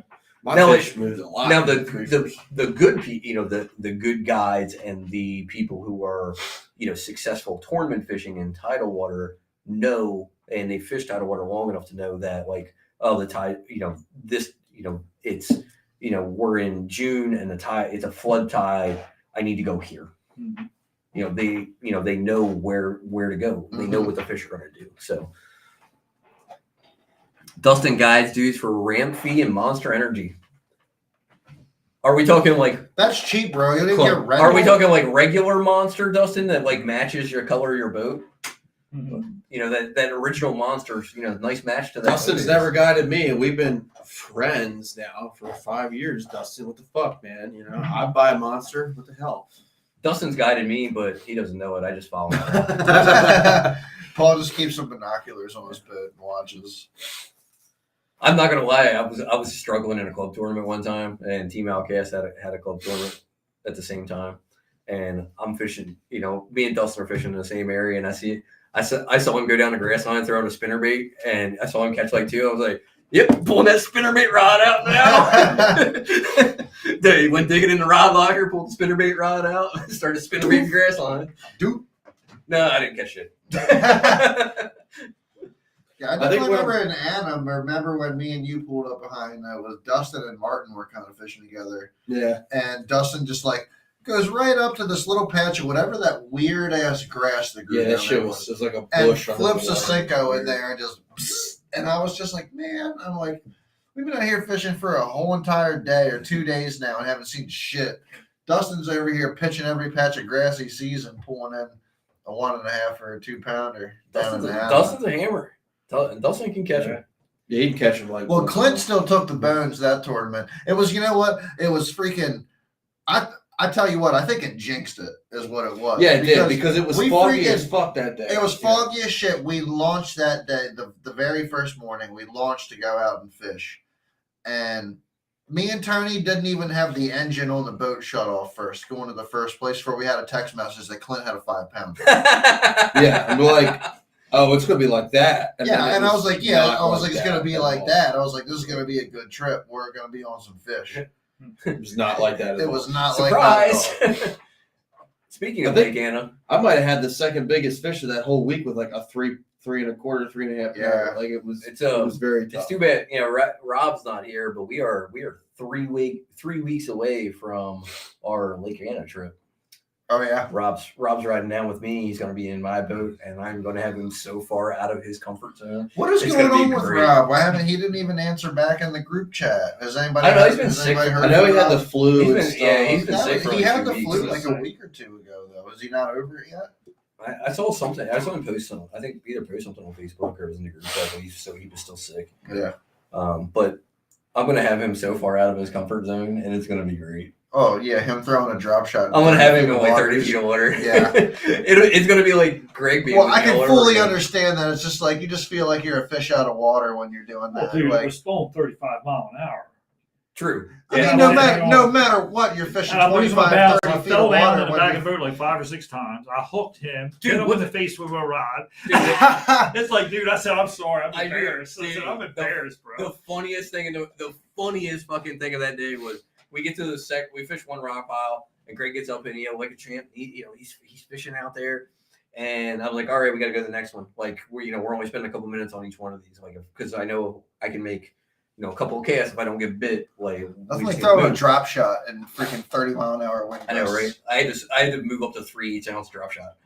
Yeah, it was pretty bad. So we go to the next rock. That was the first rock pile. We go to the next rock pile.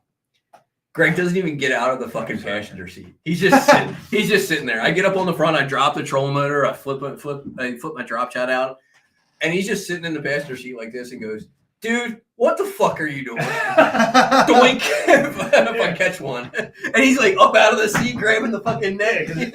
I'm here. And I said, I'll sit in the side of the boat. It says, bring him over. I said, and then he got up and fished. I was so bundled up and shit. I'm like, it was an effort to get up. It was like, right. I'm sitting there, wind's walking. I'm trying to get up, and it was cold. Looked like Ralphie's brother on a Christmas Thank God he had a story butt seat. I said, if you have a butt seat, I'm gonna be in the water. I'm gonna fall in the boat. Yeah. So like I have my butt seat. Luckily, because normally I take it out. I take it out before I even leave the house. But I took my butt seat out and I put it in the back of my truck. In the back seat of my truck. What's that? The lean. The lean post for the rear angler, for the back angler. Front. Well, for the front. One for the front. Okay. And so I put it in the back for him. So he had lean post. And I was just on the front, like it didn't bother me. If I'm on the front, I have a problem. But it's in the back. I'm like, I got a smaller. I ain't gonna lie. That day you might have had a problem on the front because it was rocking and rolling pretty hard. They got to say, I'm really excited. I don't know when they actually just picked my Ranger up and took it back to Arkansas last week. Oh, really? Yeah. So I called them yesterday, and I was like, "Hey, what's the status?" I said, "Did they come get it?" And they said, yeah, last week they came and picked it up and they took it back to Arkansas. So you might actually get an update soon. Yeah, I'm hoping in the next month to get an update on whatever they're going to do with it. Which is fine because it's cold as fuck. Yeah, that's what I'm saying. Point, we're in the season, but I'm just trying to say, I would love to, I don't know what is going to happen with it or anything like that. I don't know if they're just going to put me in a new haul or if they're going to freaking... I would think they would, Or if they're going to grind the welds down on it or whatever. I read a big issue with the Ranger 19.8s and the 18.8s. The Ranger aluminum boats, let's just put it that way, is their welds on the hull create a lot of drag. And depending on what hull you get and how the welds are on it, can actually suffocate your entire boat. So what a lot of guys are doing, which bothers the hell out of me, and I couldn't do it, is they're taking a grinder and they're actually grinding the welds off the bottom of the boat.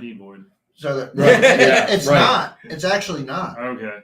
From what I hear, Let me just go grind. No, you just gotta go put some nice rock marks in there. So, no, I don't. They grind the welds down on it, and then they run the boat. And what That ain't happens is that cuts the freaking. It just gives it a smooth surface. But that ain't for the running problem boat. with your boat. You said your boat's got a hulk in it or something, right? That's what they said. That's what they said at the But it could be dealership. because of the welds. But it could be because of the welds where The weld where the across the freaking back of the hull transom. meets the transom. The weld could be down real far, and I it could be thought you hit said on that the back well. of the trim's got like a bow, like if Well, that's Nothing, that's just nothing, but it's not nothing that you a can hull. visually Yeah. see. Nothing That's that you just can kind of visually explaining see. what a hook is. Yeah, that's the definition they gave me, and that's what they said that it probably is.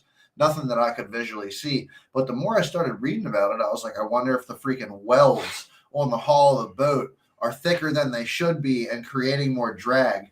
But you know what, dude? It's even No, hard to it think ain't- that it a ain't weld would completely it doesn't prevent take my much. If boat. you're on plane, you only got this Yeah, much of the you boat gotta is in think, the water. That's what I mean. It's on And the the pad. boat would not. Even on I mean, aluminum. If you Paul have, drove the boat. The boat would not go on plane. It did not matter what. well, you it would do. get on plane. It would just not. It's on plane. It wasn't on. Pad. There's Rob. Right. Rob's on YouTube Rob! checking us out. It would get on plane. It wouldn't get on pad. Yeah. Because it doesn't have any bow lift. The water what was did- breaking over the front cleats. Oh yeah, you couldn't it was yeah. riding in the water like this. Like you couldn't. There was no bow lift. That's weird. And just no And matter no- what you did with the jack plate. I mean, The jack prop, plate. You could put the anything. jack plate all the way down and still couldn't Really? get bow lift off of it. Mm-mm. Yeah, it was. I mean, there's definitely something going on with the hull there. So I mean, Ranger's taking care of it. Whatever. I'm really excited to get it back, and I'm hoping to freaking throw some poles on it when it comes back to the factory. That's what I would like to do when it comes back to Bowers. I'm gonna have Bowers throw some poles on it while it's there, and just come pick it up and go on about my season. Just do it yourself. Do it yourself. Fuck I'll come that. over and help you. It's already up there at the dealership. hours. It takes dude. 2 hours. 2 hours.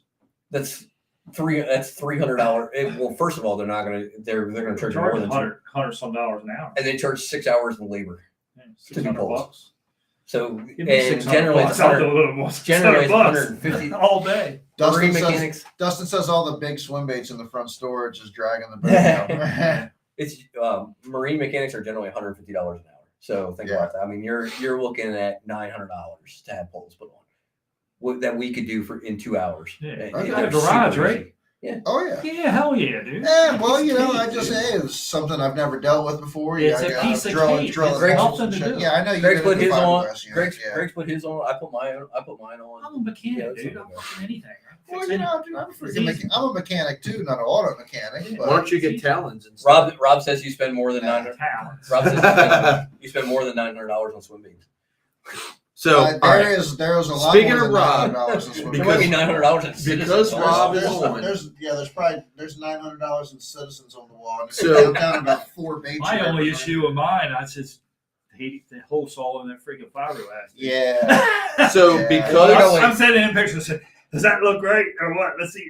Man, I don't want to drill it. I was like, just fucking drill Drill it. it. And I went. So- I closed my eyes and said, "Fuck it." so because Rob is on, and we've been talking about this now. There's like for 300 a couple Rob, weeks. give us an update on the sickness, brother. What's going on with you? How you feeling? Rob wants to start a gunpowder club, team tournaments, There's like Saturdays, Sundays, whatever. $300. I just realized there's like $300 baits in front of me.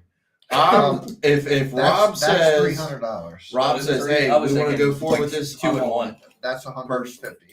Like, if it was on a Sunday, Give or take. You Give or can take. get it. Well, when there's a everyone's top club six, tournaments I are paid, over, I paid premium I think it for would this do one. it. Let's put it that way. The- What, the do toxic one ones are tournament over. or a series? No, like a Regular team TK, series, like everyone's I don't know how many tournaments, but like Regular a TK, you can run club, 90. a non-affiliated you club, can, yeah. just This Not one's that kind of like the Thursday brand new. It nighters, doesn't but even on like have a any- Sunday or something. You know, He says the tequila is helping. like so. Would you guys do like a gunpowder? Yes, club, 100%. like on like Sunday. I would not. I- I wouldn't even hesitate. I honestly. would. It's going to interfere with I have Paul a- and Greg's tournament schedule. Not With if it's our on Bass and Sundays, River though. Rats. I have a Or lot. Sunday. I don't know. It's I have gonna a be a lot lot to of do. shit. I don't think I can commit to anything else, dude. I'm committing to everything that I'm doing You know, I've every got so Thursday many- nighter. And right? it's just gonna put more pressure on the river. Well, what I if it don't was know. like a I got series third- like the Thursday Nighters? You don't have to commit to fishing the entire series. You I like show up and I like fish it, the Mark. ones that you Always want. on Sunday. I was thinking the same. Just thing. like the always on the never on Sunday. There's a never on Sunday The old tournament man trail. club. That's called the Old Man Trail. They're Wednesday day tournaments. Yeah. So it's like the Old Man Trail. They're Everybody's retired. They're hardcore bastards, though. Yeah. Yeah, fucking Rick fucking wins every one of them. Rick and JR. So like I got club stuff. Like the club that I'm in, that's 8 tournaments. We got the SQTs. That's going to be 4 or 5 tournaments. I got Mr. Bass. That's a 2-day tournament. I've got 6 tournaments with a TBF. Shit, how many Thursday nighters do we fish? And plus, that's on top of that, that's a lot. I got the Thursday nighters on top of that. There's about 10 of them. They don't really. So I've got so much shit going on next year, and that's not even counting like I'm definitely fishing the Ike But tournament. on the weekend stuff, that's when it's a problem because I got family, wife issues. I got fucking my tournament schedules. And weekends, that's when it's a problem. Yeah. Well, the other thing with the after work. The other thing with the weekends too, like on Sundays, is ramp traffic. Yeah. You know, you deal with a lot. Which is no problem in the morning when we're launching, but when we're trying to pull out and then in the fucking parking lots. Yeah, but it's just like tidings on a Saturday at 3:00. I would be interested in trying to see what kind of more room tidings. What kind of magnetism we could get over the idea of it. But it's just another team tournament series, but on gunpowder. That's all it would be. Yeah, it would just be. It's like better fishing hours. You know what I mean? They should do it on the bush. What do you mean? You're talking about doing like a normal day? Like, hey, look, Martin's got a girlfriend. Like a freaking 6 o'clock in the morning to a noon, and you're done. You know, do the weigh-in, freaking with 5 fish. Yeah, like a half day, like 4 hour, 5 hour tournament. 3 fish, 5 fish. 3 fish. I don't know. It's just Java-town 3 fish. Depends on how long this tournament is. If it's short like tournament, 3 fish. If you do it a half a day, it should be like. That's what I'm saying. If you launch it like 3 hours, 3 fish. If it's 6 hours, I would do 5. Yeah, I'm just like 4, 3 or 4. I would do 5 fish. 5 hour. 5 hour. That's what I just said. Martin's got a girlfriend. Martin's got a girlfriend on here. Andrea Powell says, "Hi, Martin." Martin Payne. Probably, it looks like. Hi. That's probably the one I said go to country. Got that's what I'm saying. It looks like we might have please, if I'm being ignorant and being mean right now, it looks like we might have a bot on here trying to flirt with Martin right now. We should.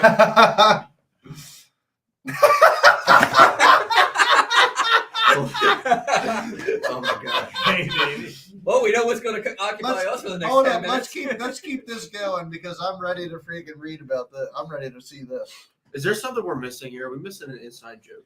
I would like you to follow me back.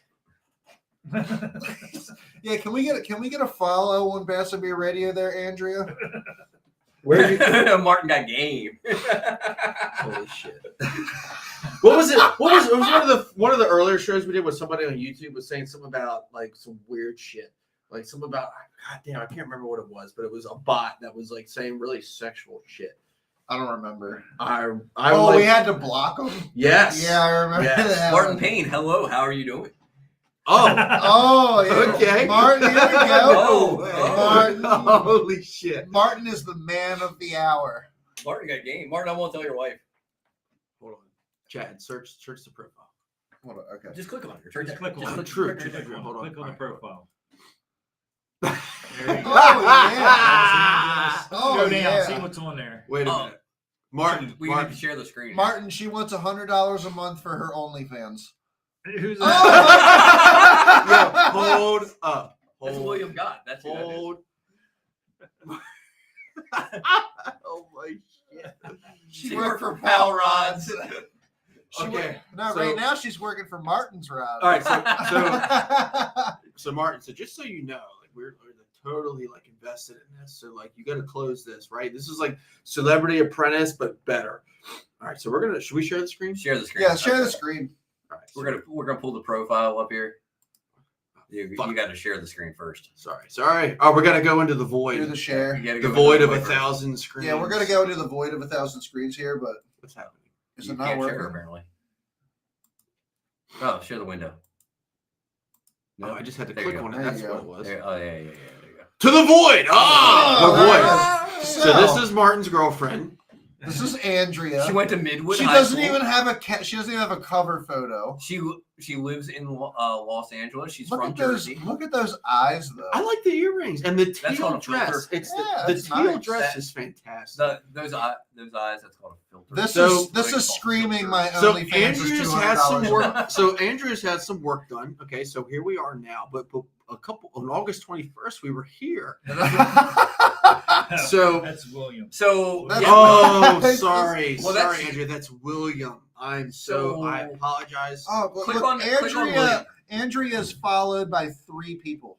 He's actually just went bankrupt because he sent her all our freaking Oh. personal information. Go back and click on William's profile. Okay, Let's check out William. Let's see who. William's Oh. from Toronto. William could be Oh, real. he's potentially. from William- Canada. William definitely pays that $200 a month for that OnlyFans. Yeah, For sure. Wait, wait, what? William is her Oh, number never mind. 1 customer. Oh yeah, she has became Fruitcake!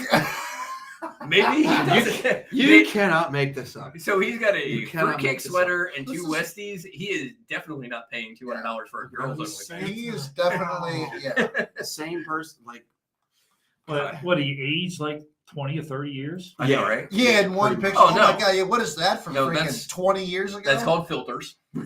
ah. Nobody on the So, internet looks like what Back they to actually Andrea. look like Okay, anymore. so back to Andrea. So here, what else do we have? Oh, grass. Oh, dude, there might be, Beautiful. there could be some Wow. sharks in there. Oh, that could be. Dude, there that could could be be some- some redfish. Oh, Could that be, Ooh. could be. good redfish. Maybe she's into drum fishing. Okay. I don't know. What I don't know this who is. Ida B. Wells is. Oh my gosh. I'm sorry. Okay, this is a lot of. Gustavo Petro Prendere. Was that Aunt Jemima? No, I don't know. Uh, Okay, and that's all we have from I don't speak Andrea. Spanish, So we're gonna go back to Martin here because I want. Okay, hold on. Oh, there's a lot we missed. Oh. Hold on a minute. Oh. Nothing doing? yet. And Dude, you- this is amazing. I would like to be your friend and would really appreciate if you kindly sent me a friend request so Hold on, that we can pulling be it up. friends. Thank you. Martin, make sure that you tell her to subscribe to your OnlyFans. Martin, Because- actually, just go ahead and post your credit card information in the comments. in the chat. Because those new KBG Spro chat chats just dropped, and Yeah. we need a few. Exactly. They'll be here in February, and I was hoping that your contributions to Andrea Powell. Hold on. There's more. There's more. Replying to Martin. We are friends. I love you. How does this happen on our live broadcast right No, now? it's I don't know. because This is it's fantastic. because Kinda like, we how does give, it even? How does the AI even breach? it's that because way into we this? give off a vibe of friendliness and love. And look at what we're doing right now. We have made Andrea and Martin a match made in Japatan. I mean heaven. We have made them a a match, match made in Japatan. a match made in heaven because Everywhere. Damn scammers. and it's rated R. Now I'm really invested in the house. Oh, here we go. What are you wearing? This is amazing. This is Oh, yeah. Oh no! Wait, She wait. just repeated the same thing. damn it. Ah, Andrea, you suck ass. Tell us what you're wearing. Rob Hofo show.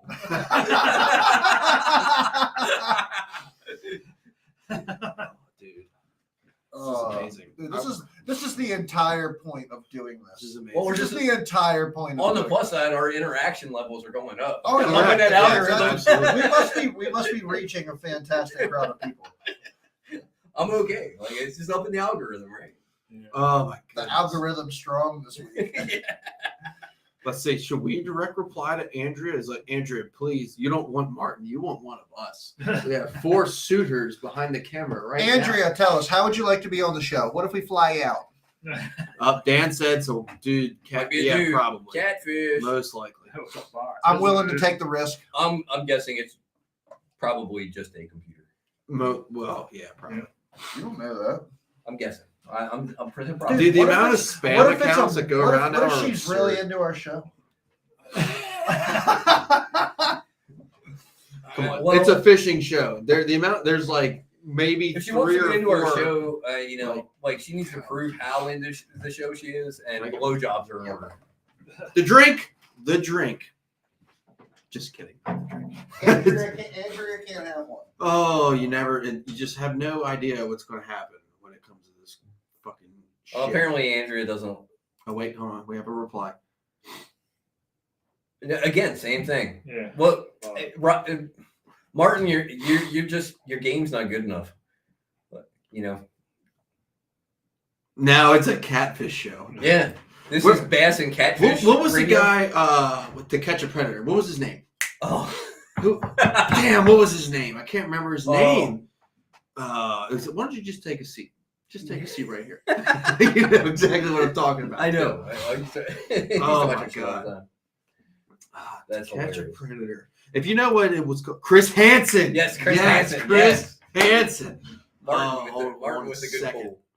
Can you type Chris Hansen in there, please? Because now I'm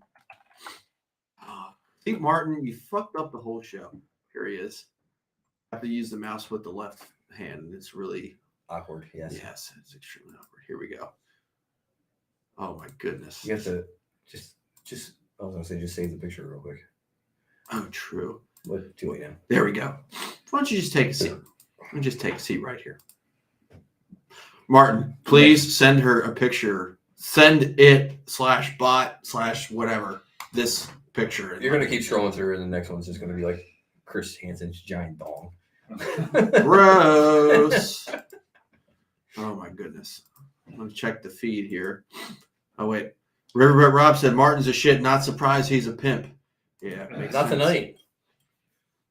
Martin, so do you think you can close the deal for us? I mean, we're all watching, we're rooting you on here. I mean, it's Can we get some titty pics? Can we get a link to the OnlyFans or something? Right?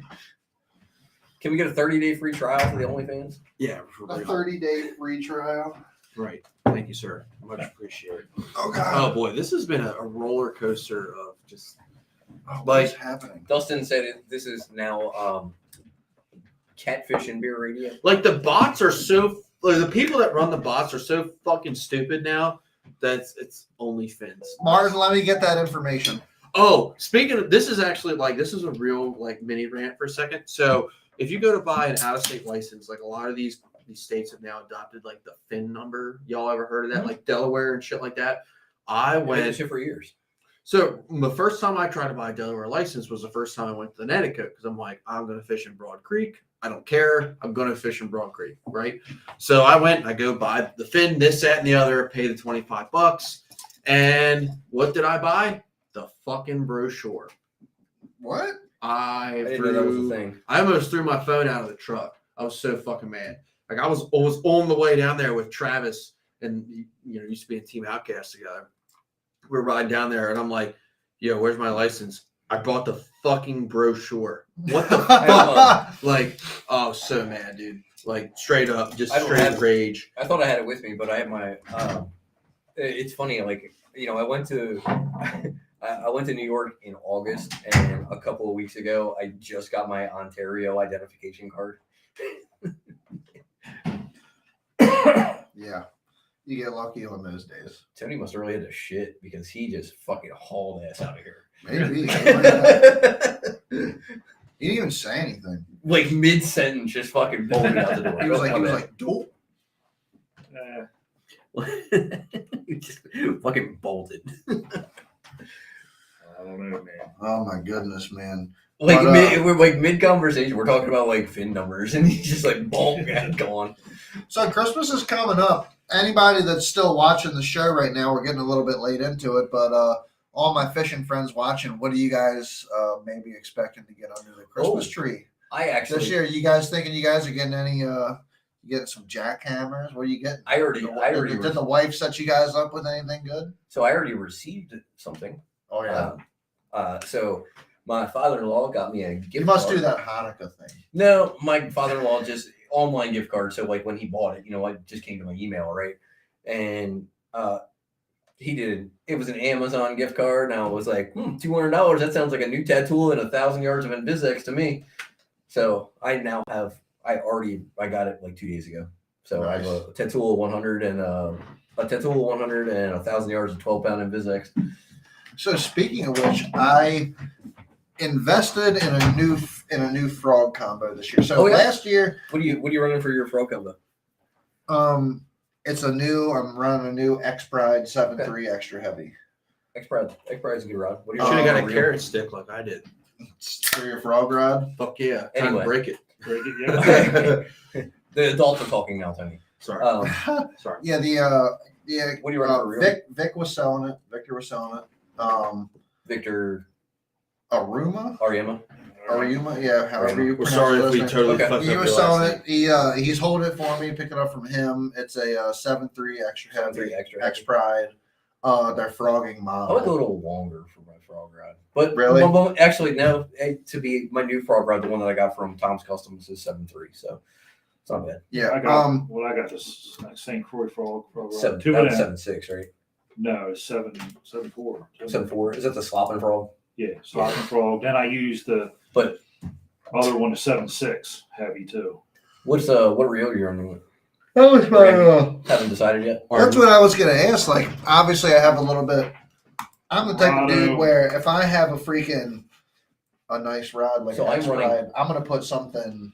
I'm running a nice on it, and I was looking at the Tatula Elites, but the Tatula Elite is it's a 100 series. How far do you want to throw it? If you want to, they have a new Verada. They have a new 200 series. If you want to try it out, Chad. If you want to try it out, I have a Tatula Elite on my frog rod. A 100 series. You have enough spool. I mean, it holds 100 yards. You're gonna cast a frog 100 yards. It holds 100 yards of 50-pound braid. Yeah, easy. Like I've came close to taking it to I have a little bit of backing on it, and I've came close to hitting that. I told you I spooled when I was casting with the I'm casting with the wind, fucking just jacking a big live target frog, and I've came close to spooling it down to the backing. But I was I've never seen the backing. The Tatula Elite, the Shimano just came out with they have a Scorpion DC 200 that's out now. Scorpions are nice. Which is really badass rod. Yeah, JDM. And then they have another JDM reel that I'm really interested called the Shimano Essence or something like that. It's a freaking Accents. Basically it's a monster spool DC reel. Yeah. Is what it is. And it's essentially it is Shimano. It's a JDM Shimano reel that is built for braid specific. Greg Fish's one frog. It is a white spro popping frog. Specifically. What's that? Not no more. Yeah. You still throw the white spro probably. No, I don't. I haven't thrown. Let me ask you this in terms of your reel. I throw a spro all year. Who do you know that probably throws a frog further than anybody else? I was throwing the. I'm not throwing a freaking Ardent. It's not happening. Okay. Like you said, better hook up. But I will say, started throwing the you do freaking bomb some frogs. But that might have something to do with the steroid use, though. I'm not gonna roid rage. I'm kidding. Listen, you get a DC, just a DC 150 DC. Yeah.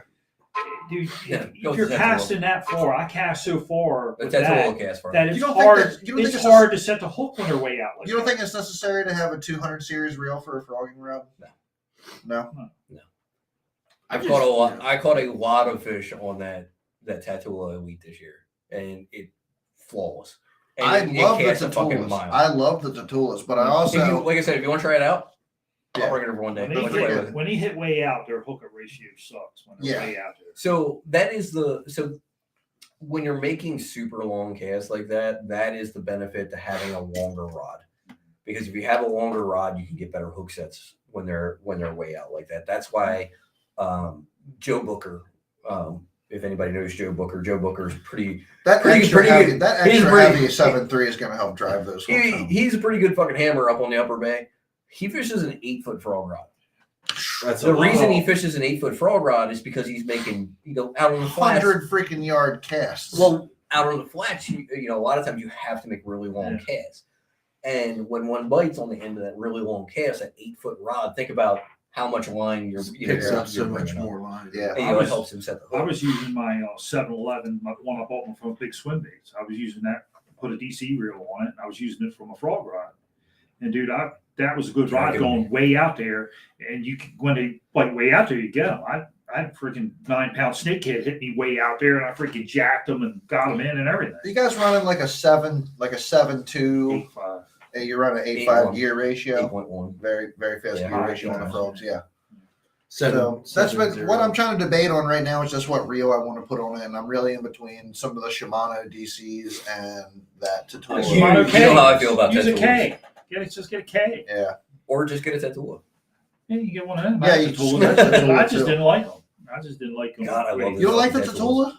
God, best reel I've I ever sold- put my hands Really? on. One, hands down, best reel I've ever put my hands on. That's how I feel. I had two of them. I said I just didn't like them. Any of my reels that aren't Martin, I have Martin still on. Martin will agree. Martin is a diehard Tatula guy. anything that isn't some Shimano, JDM that's Shimano the that I already green- own, I'm pretty much just the green updated to Bantams. Tatulas.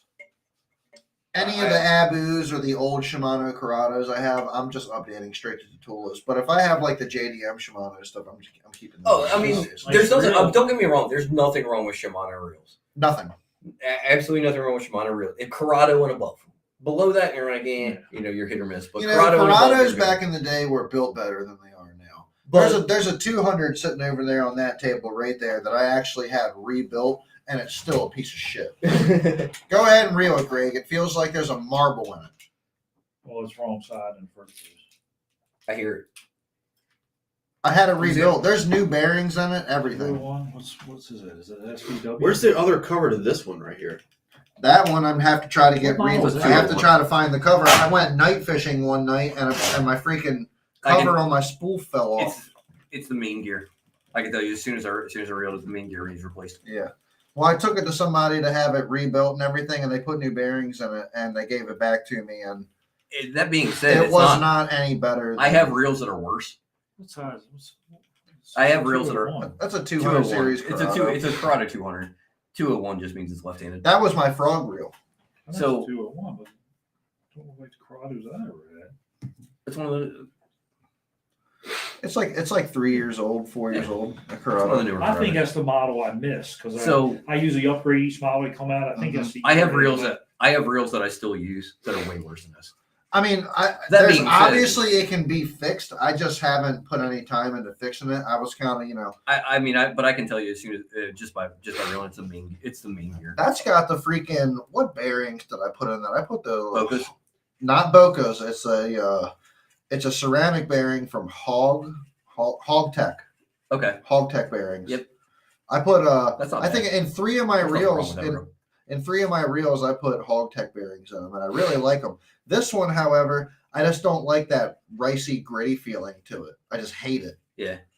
I like I said, I have reels that are way worse than that. But that's just the. And you said it was your frog rod.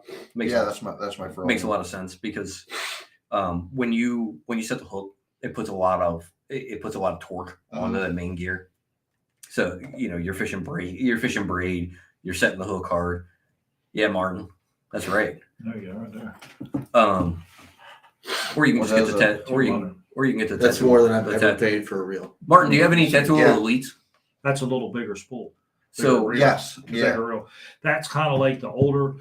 I think it was the model before that. They were silver. Yes. SV 200 SVs. I had a bunch of them. They were bigger spools, bigger in your hand. I have bigger than I do have big hands, so I like the bigger profile, but I also don't like to completely drain my spools down to the backing almost. Yeah. Because when you get down to the backing, then you get into wherever your uni knot is, or whatever your connecting knot is. You get down to that weak point. Yep. I don't like draining my spool down to that point. As long as I got like 5 wraps, as long as I got like 5 wraps before I get to that, I'm good. Right. Like I don't care. So Martin, if you don't have a Tattoo Elite, get one and try it out. I'm a huge fan of the SVTWs as well. I have like 6 or 7 of them now that I bought in the last year.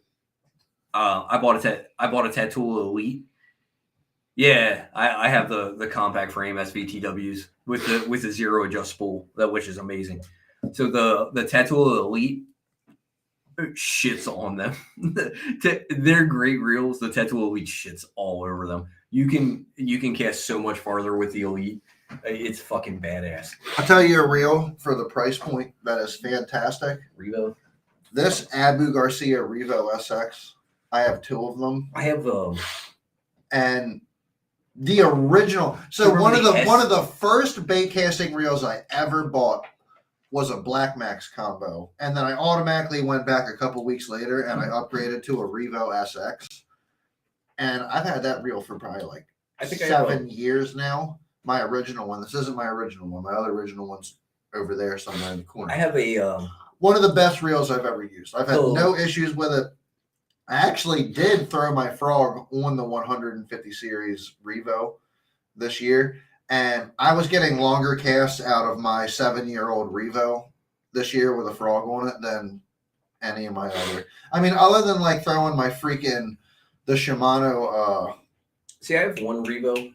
Not a Chronarch, the Shimano freaking Metanium that I use. There is no smoother casting reel. Those are pretty bad. And but they're $400. You got to think they're $400 expensive as hell.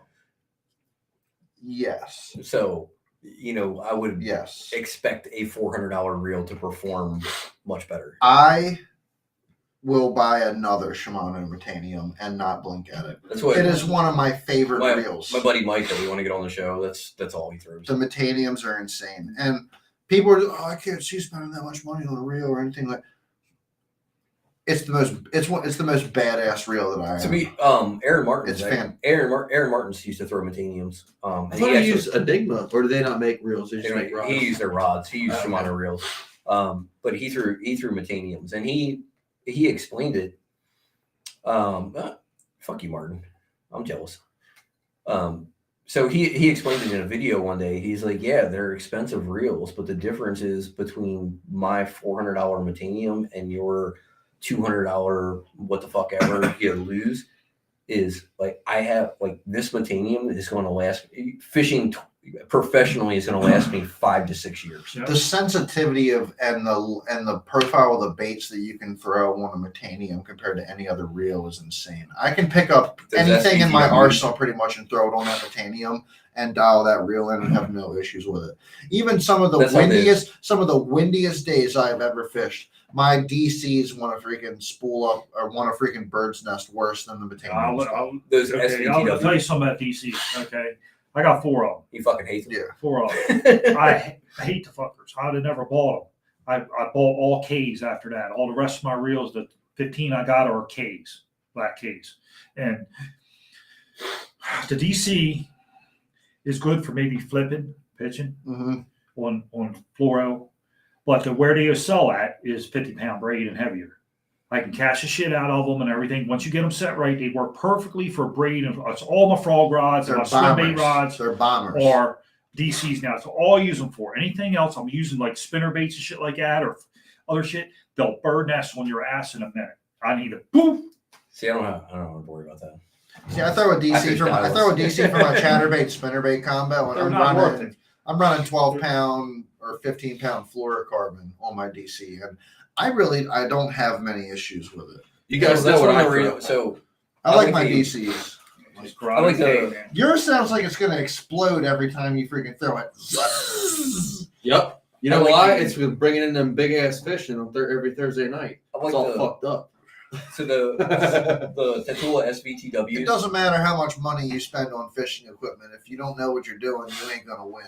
Yes. I don't care. You can have the most expensive boat there is. You still come in and get last place. Period. So that's as far as equipment goes. We there was a guy in my club a couple years ago, and he had all. I mean, he had all Shimano reels, like better quality Shimano reels, Chronarchs and are fantastic, and Corrados. And all Gene Loomis rods, and he wasn't a very good fisherman. And our club president is a cheap fuck.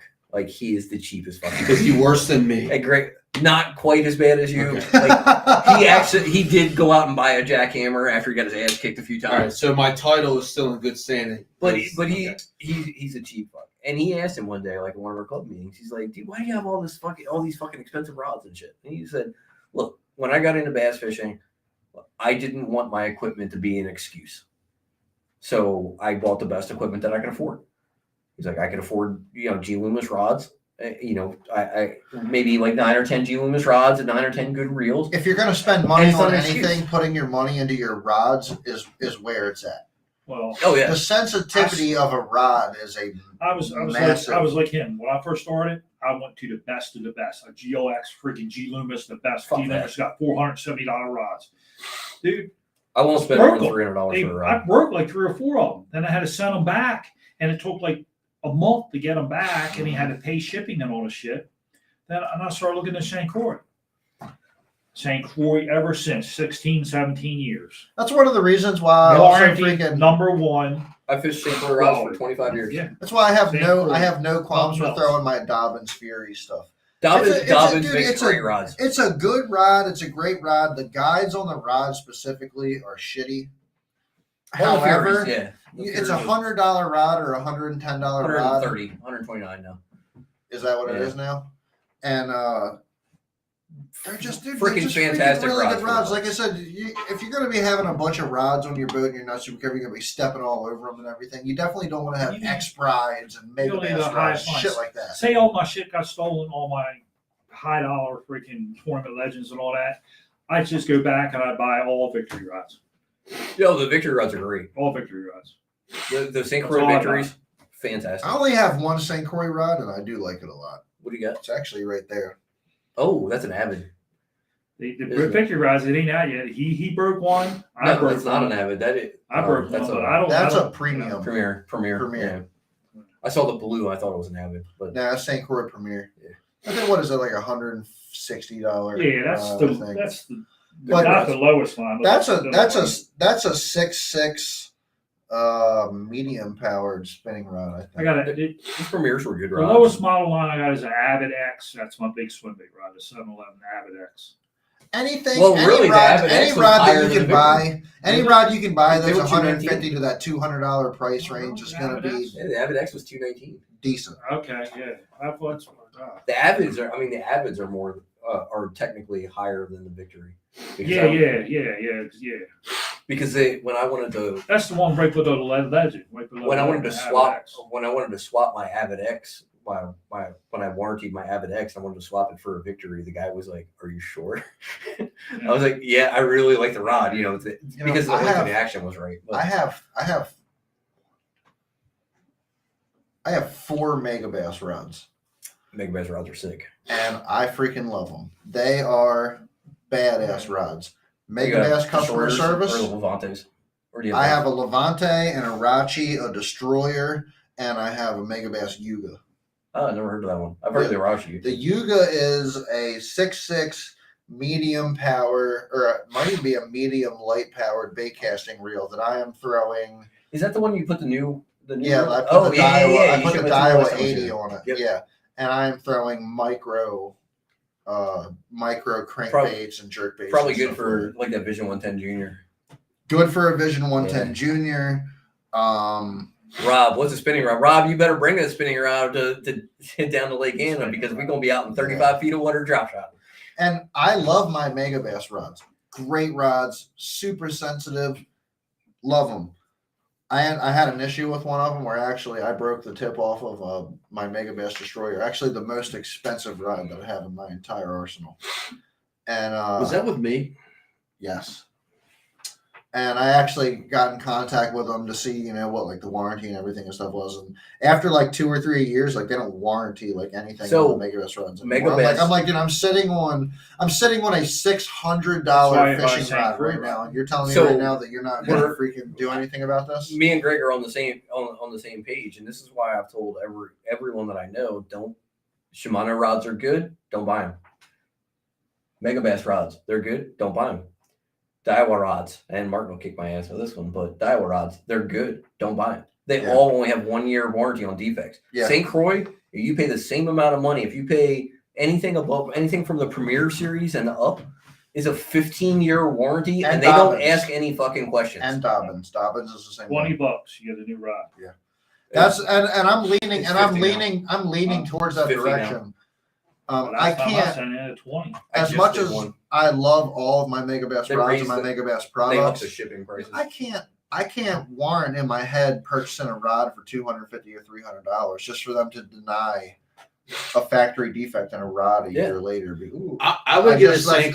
Croix just because they have one model out there that's orange like a carrot stick. It's not really orange like a carrot stick; it's more brown. But they don't make that. Didn't you get the rod in the mail? They did have the. They did have the carrot stick. I do. I'm afraid to use it. I'm afraid to use my carrot stick because I want to break it. They were bad rods for cheap. They didn't charge me nothing for that victory I broke. I bought it 2 weeks and it broke in 2 weeks. First one I See, broke. yeah, they upped the shipping. They upped the shipping charge. The shipping charge now is now like $45 or $50 for St. Croix. But you can break it for literally any reason. Like I told them, I shoved it in my rod locker. The tip caught on something and it fucking broke. And they're like, "All right, give us $45. I'll send you a new rod." Like 3 different series, I got upgraded with rods. Did you ever use Model any? comes out every 3 years? Did you ever use any carrot sticks? Nobody My uses son carrot had stick. one. They suck. They're sold pieces it. of shit. Nobody I wants can't them. wait. That's why break absolutely nobody was surprised when you said that you bought one. because I they're was on like, Amazon well, for you know like what? $80. I even talked to Scuba Steve about it one day. I said, "You ever heard of carrots?" That's the He's thing, like, Mark. he's like, "Yeah." I was like, "Tony bought one." He's like, While they don't "Why have any did-" factory he goes- defects, he we're not goes to me, talking he about goes, he goes, factory defects. "Why did Tony do that?" So- and I was like, "Because Tony likes owning everything that sucks, Yeah, right. So Martin, and then beating me in the Thursday nighters with everything that is shitty." So Martin, So what that we're doesn't say anything. what we're trying to say, we're not worried about defects. Like St. Croix covers accidental damage. I'm worried about breaking a tip. So, get you my know, if you- lure out, snap. Oh, I'll Yeah, get another one. getting a lure I out, feel that, or Greg. putting your rod in your rod locker and the tip catches on something and breaks off. You know, it's so. I love Daiwa's. I love Daiwa's rods. Daiwa makes a freaking awesome rod.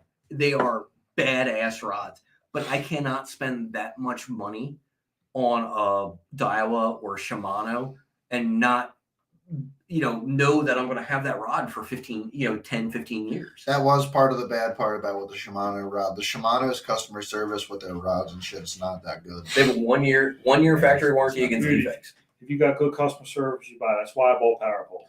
That's why I stay with Ardennes. And Yeah, if they come out with a yeah. trolling motor, I'm like, buy me a power pole trolling motor. Are they talking about doing that? And it's They're out. fine. They're It's done. Really? Yeah. That is very interesting. How about speaking of new I've seen new stuff on the pictures. market? I don't think Really? Minn Kota's customer service is bad though. It's not bad. It's not bad, but it's not like power pole. How about Jacob Wheeler designing his own bass boat? Hold the fuck up. We waited until we're 2 hours and 20 minutes into this to talk about that. That's like my shit, dude.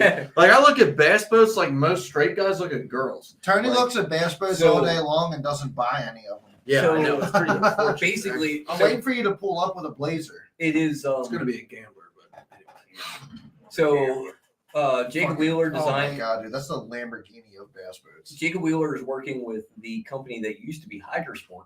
Sports. I heard that last week. No to create a new shit. boat.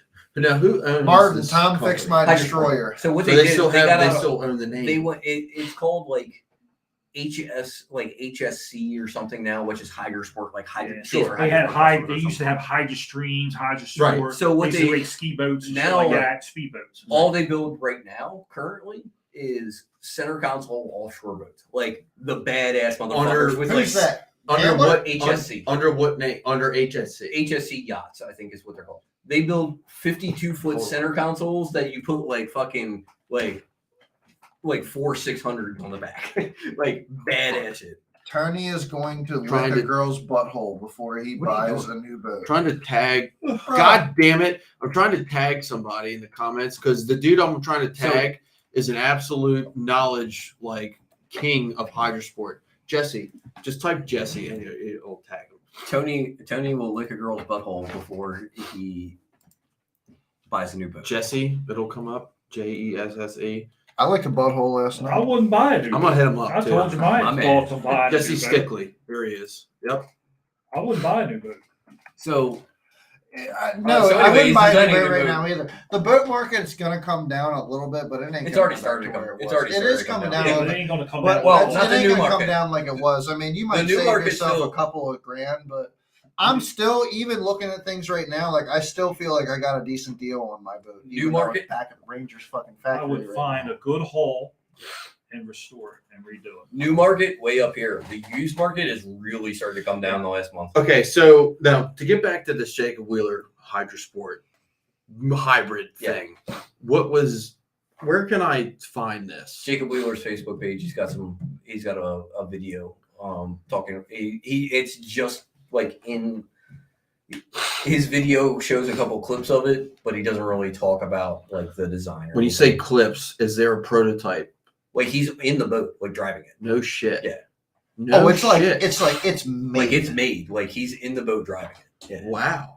So anything about price point, anything like that? Nothing about price point. $100,000. It's gonna be like a freaking Gator track. Everything is like right? $100,000, So, $120,000. So Tracks ain't that this company, Gator track's expensive. Yeah, because they're custom built. Yeah. So this company builds fucking offshore center console yachts, like for serious like offshore fishing. They don't build cheap boats. It's going to be well over $100,000. I always thought. But think about it: Gambler, 115,000; Ranger, 120,000; Vexus VX21. 120,000. The Vexus VS21, I think, is the nicest bass It's boat on the ridiculous. market. It's ridiculous. It is absolutely ridiculous, but I think the Vexus VX21s are the nicest boats on the I fucking don't like market. Vexus. I don't like the way they look. They're just I too don't. big. I don't know if I Too trust big. their hull, but I like the boat. Ugly. No, they're I don't solid. think so. They're I don't like the solid. way They're they just they're too big. They look like freaking battleships. I like their layout. Their layout inside's fucking phenomenal. I love their deck. Their deck comes like right up to the top of the freaking.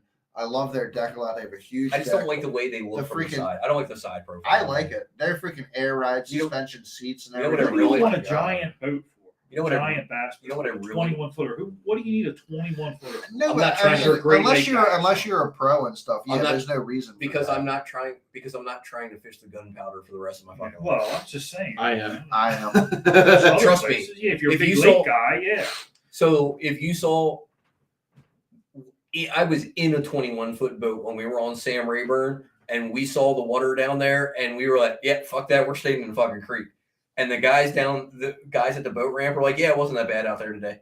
Well, We yeah, were if you're watching the fishing shit like waves that. fucking across this fucking creek mouth. I mean, it's like this all the way across this creek mouth. Right? Yeah, fuck, we're going out there. And we get back to the boat ramp, and the guys are like, "Oh yeah, it wasn't that bad out there today." Didn't they used to make 22 footers like 10, 15 years ago? 22. There's a couple- yes, they did. Bass The There's a couple. 522 VX, the TR22. Yeah, TR22. There was a Yeah. Champion 223 and 221. 223. Yeah, 22 foot They 3 were inches. rated for 300 horsepower or something, weren't they? Yeah, they came with fucking 220. They were rated for any V6 because at the time V8s didn't exist. What is the boat that's like that? What boat is it that has an unlimited rating on it? Anything over 20 foot. Yep. You can put anything on it. So here's where it gets interesting, right? So Do you if have imagine like an- strapping a 450 to the back So- of a bass boat? yeah, Bass Cat does. Bass it. Cat It's called has the a- Jaguar. Best Cat has a Jaguar. I It's a know, 20 freaking. What's- Dude, it's when I also go a out, when I 22 go out foot and boat. fish and I see freaking John Hansen's boat, that freaking Bass Cat is insane. Yeah, but And that's it's only got a 250. It's on. Yeah, and it also freaking. balls. He also raced that boat over the summertime. Remember when they did He the went- freaking he- boat shootout he thing? won Yeah. 77 mile an hour.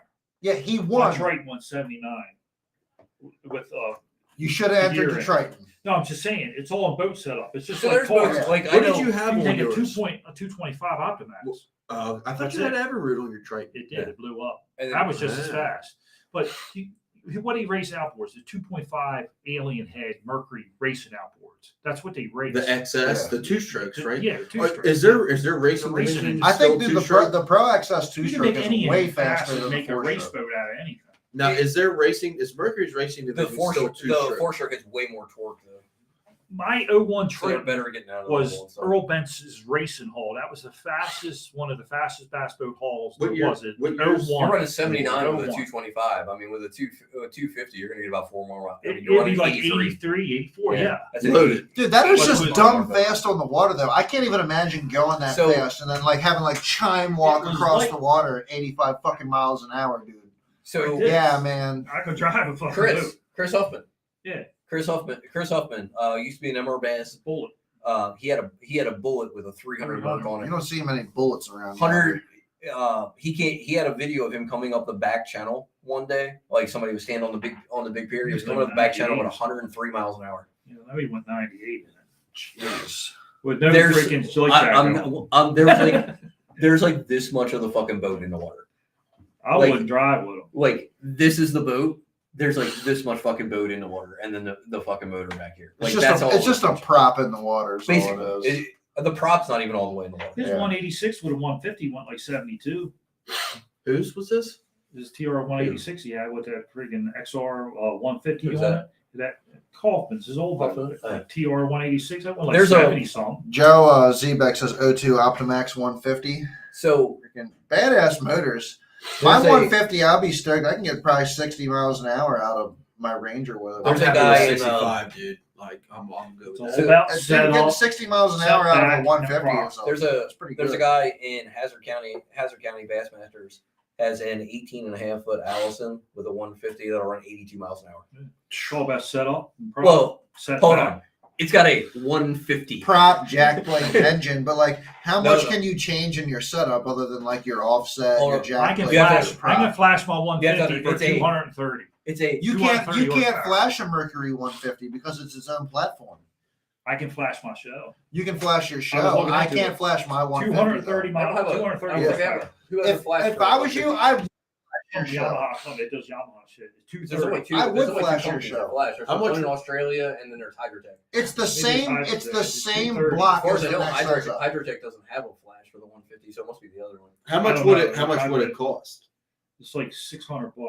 That's All they do is actually- change the ECU. That's not as So much. like okay, so for like Yamaha, 230 Yamahas are horsepower. really easy to get more power out of because the like a 200 Yamaha and a 300 Yamaha It's are the the same same block. motor. Yeah, the same Yeah. motor. Not the same block. It's the same tuning. fucking motor. It's the same Really? engine and everything. It's all in the ECU. My motor's a 4-cylinder. So that you can flash a sixes or Dude, that's a It's lot like- with it's the about Mercury. I think it's injection like the volume Mercury. and shit The like that, Mercury right? 25 horsepower is like the same as a 40 or some shit. It's just all Yeah. about Right. changing It's all your it's flash. in. You can change the ECU. So with the Yamahas, you can flash a 200 Yamaha to 323 yeah, horsepower. because they're the same engine. Yeah. You want to Same address exact that? engine. You want to address that? you are needed. You know what? You don't let me address that because it won't be good. So you can address that. It's over when I it's would over. address it. What's that? It's over when Reply to it's that comment. it's over. It's over. The show is over when it's over. He is busy. He is indispensable. So, so what? Like Joe's Allison, it's got a 150. It's a 150 stock, but it's like fucking like over 200 horsepower. Yeah. It's You know. a 220 with the flash. And Allison is also a racing hull too. Yeah. Yeah. Blazer, Bullet. I didn't realize how They're fast racing Blazers were. Blazers are fast Blazers as are shit. They're Yeah. Blazers. They're super light. They're like bullets. But Like, are they bullets are they super good light. in rough water though, No. or are they just fast hauls? They're just Gambler fast. is probably the best fast boat. In The lighter the boat, Not really. really. Gamblers are really good in rough water. Because they're really heavy. They're really heavy. So mostly the lighter the boat, the worse it is in rough water. That's why like aluminum boats are not as good in Yeah. rough water because they're not as heavy. So there's two factors in rough water. One is the shape of the hull. So if you got a nice V hull, it's going to be better in rough water. Like my Champion it cuts through waves. It's got a More deep narrow. V. But like a nitro, if you ever look at a nitro and you see how like if this is the deck, like that hull comes, it's like real narrow back here, and then it comes down like that. Shitty in rough water because it doesn't have that deep V to cut through the waves. So weight and that deep V. If you don't have weight, it's not cutting through the waves. It's just gonna fucking hit that wave. Yeah. Triton, my new Triton sucks and it's rough, but it's stable as fuck. But it's rough. My old You just one get could hit cut hard. through it. You just get hit hard. It's hard. Yeah. I mean, don't- my Champion will I should hit. have kept my old boat. My Champion will hit hard depending on how I run it. But like if I just run like when we were running, up on Conowingo, I told him. Spence, I mean we're running it's 30, good. we're running 30, 35 mile an hour winds, and we're running like 40. We're running like I 40, was 45 mile an hour. expecting to get beat the fuck up, and I'm sitting there. I said, "I looked at him. I said, We're just- dude, this fucker runs pretty good, dude." I said, Well, we "Feels were running like pretty 40, 40, 35, in the Cut winners right are real through rough. We were running 30, 35 and 40, but but it's all in the shape of the hull. Yeah. So, it makes a big difference. That's a lot of the things you got to pay attention And to. With the this new stuff. boats ain't made like the old boats. Yeah. They were not Oh, made no. like them, Bill. Mm-mm. Dude, Because I beat the shit out of my boat. Yeah, I beat the fuck my out of old that Triton was built so much better than this new one. It's like, dude. Even the new Tritons aren't. They're not built that bad. But there are certain boat Yeah, they're built. manufacturers that are built way better than Finish others. is good, but like I think Bass Cat's probably one of the best built. Bass Cat, Phoenix is built pretty well. Bass Cat's probably the best that I know of. Blazers are built really well. Yeah. Falcons are built really well. Yeah. Are we Falcons talking about Falcons? Because Falcons are also super heavy. I'm very Really interested very in good in rough- Falcons. Very good in rough water. I like Falcons. The only thing I don't The only thing I don't like about Falcons is the rod lockers. We are. Oh, we're getting that, ready like- to end the podcast for the night, though. Yeah, We're getting into that 2.5 hour mark. for sure. One of the We are- longer ones. Yeah, we are 2 hours and 25 minutes in. So Yeah. But we do want to say appreciate y'all that have stayed on with us because we've had a pretty decent yeah, we would attendance yeah, this man. whole evening. So Yeah. thank we had a y'all good for staying with conversation. us. We have, Joe Zebek. I don't recall seeing him in our chat before. Yeah, Joe's been in here a Joe's couple in- times before. Yeah, Sorry, Joe's been I'm in terrible with commenting. him. I'm Yeah, terrible me with too. him. So Yeah, absolutely. Joe We have- watches the show, which is pretty cool. And we have the amazing Phoebe in the chat. Phoebe's in there. We got Martin in here. Dustin was in here tonight. Gromster stopped in Hell for yeah. a couple comments. Brian? You know. Brian was here. Brian was here. Dan's always watching. We definitely have some faithful people that like to watch the show, and we appreciate you guys. we appreciate each and every one of you, and we thank you all for joining in. Merry Christmas, everyone. Yeah. Merry Christmas, everybody. Thank you guys for tuning in. We wish you guys the happy holidays and safe travels over the weekend. And Martin, Stay Martin, warm. I hope things go well with your new girlfriend. Yeah. Everybody, just to put it out there, it's going to be stupidly cold tonight if you haven't noticed, and tomorrow all weekend long.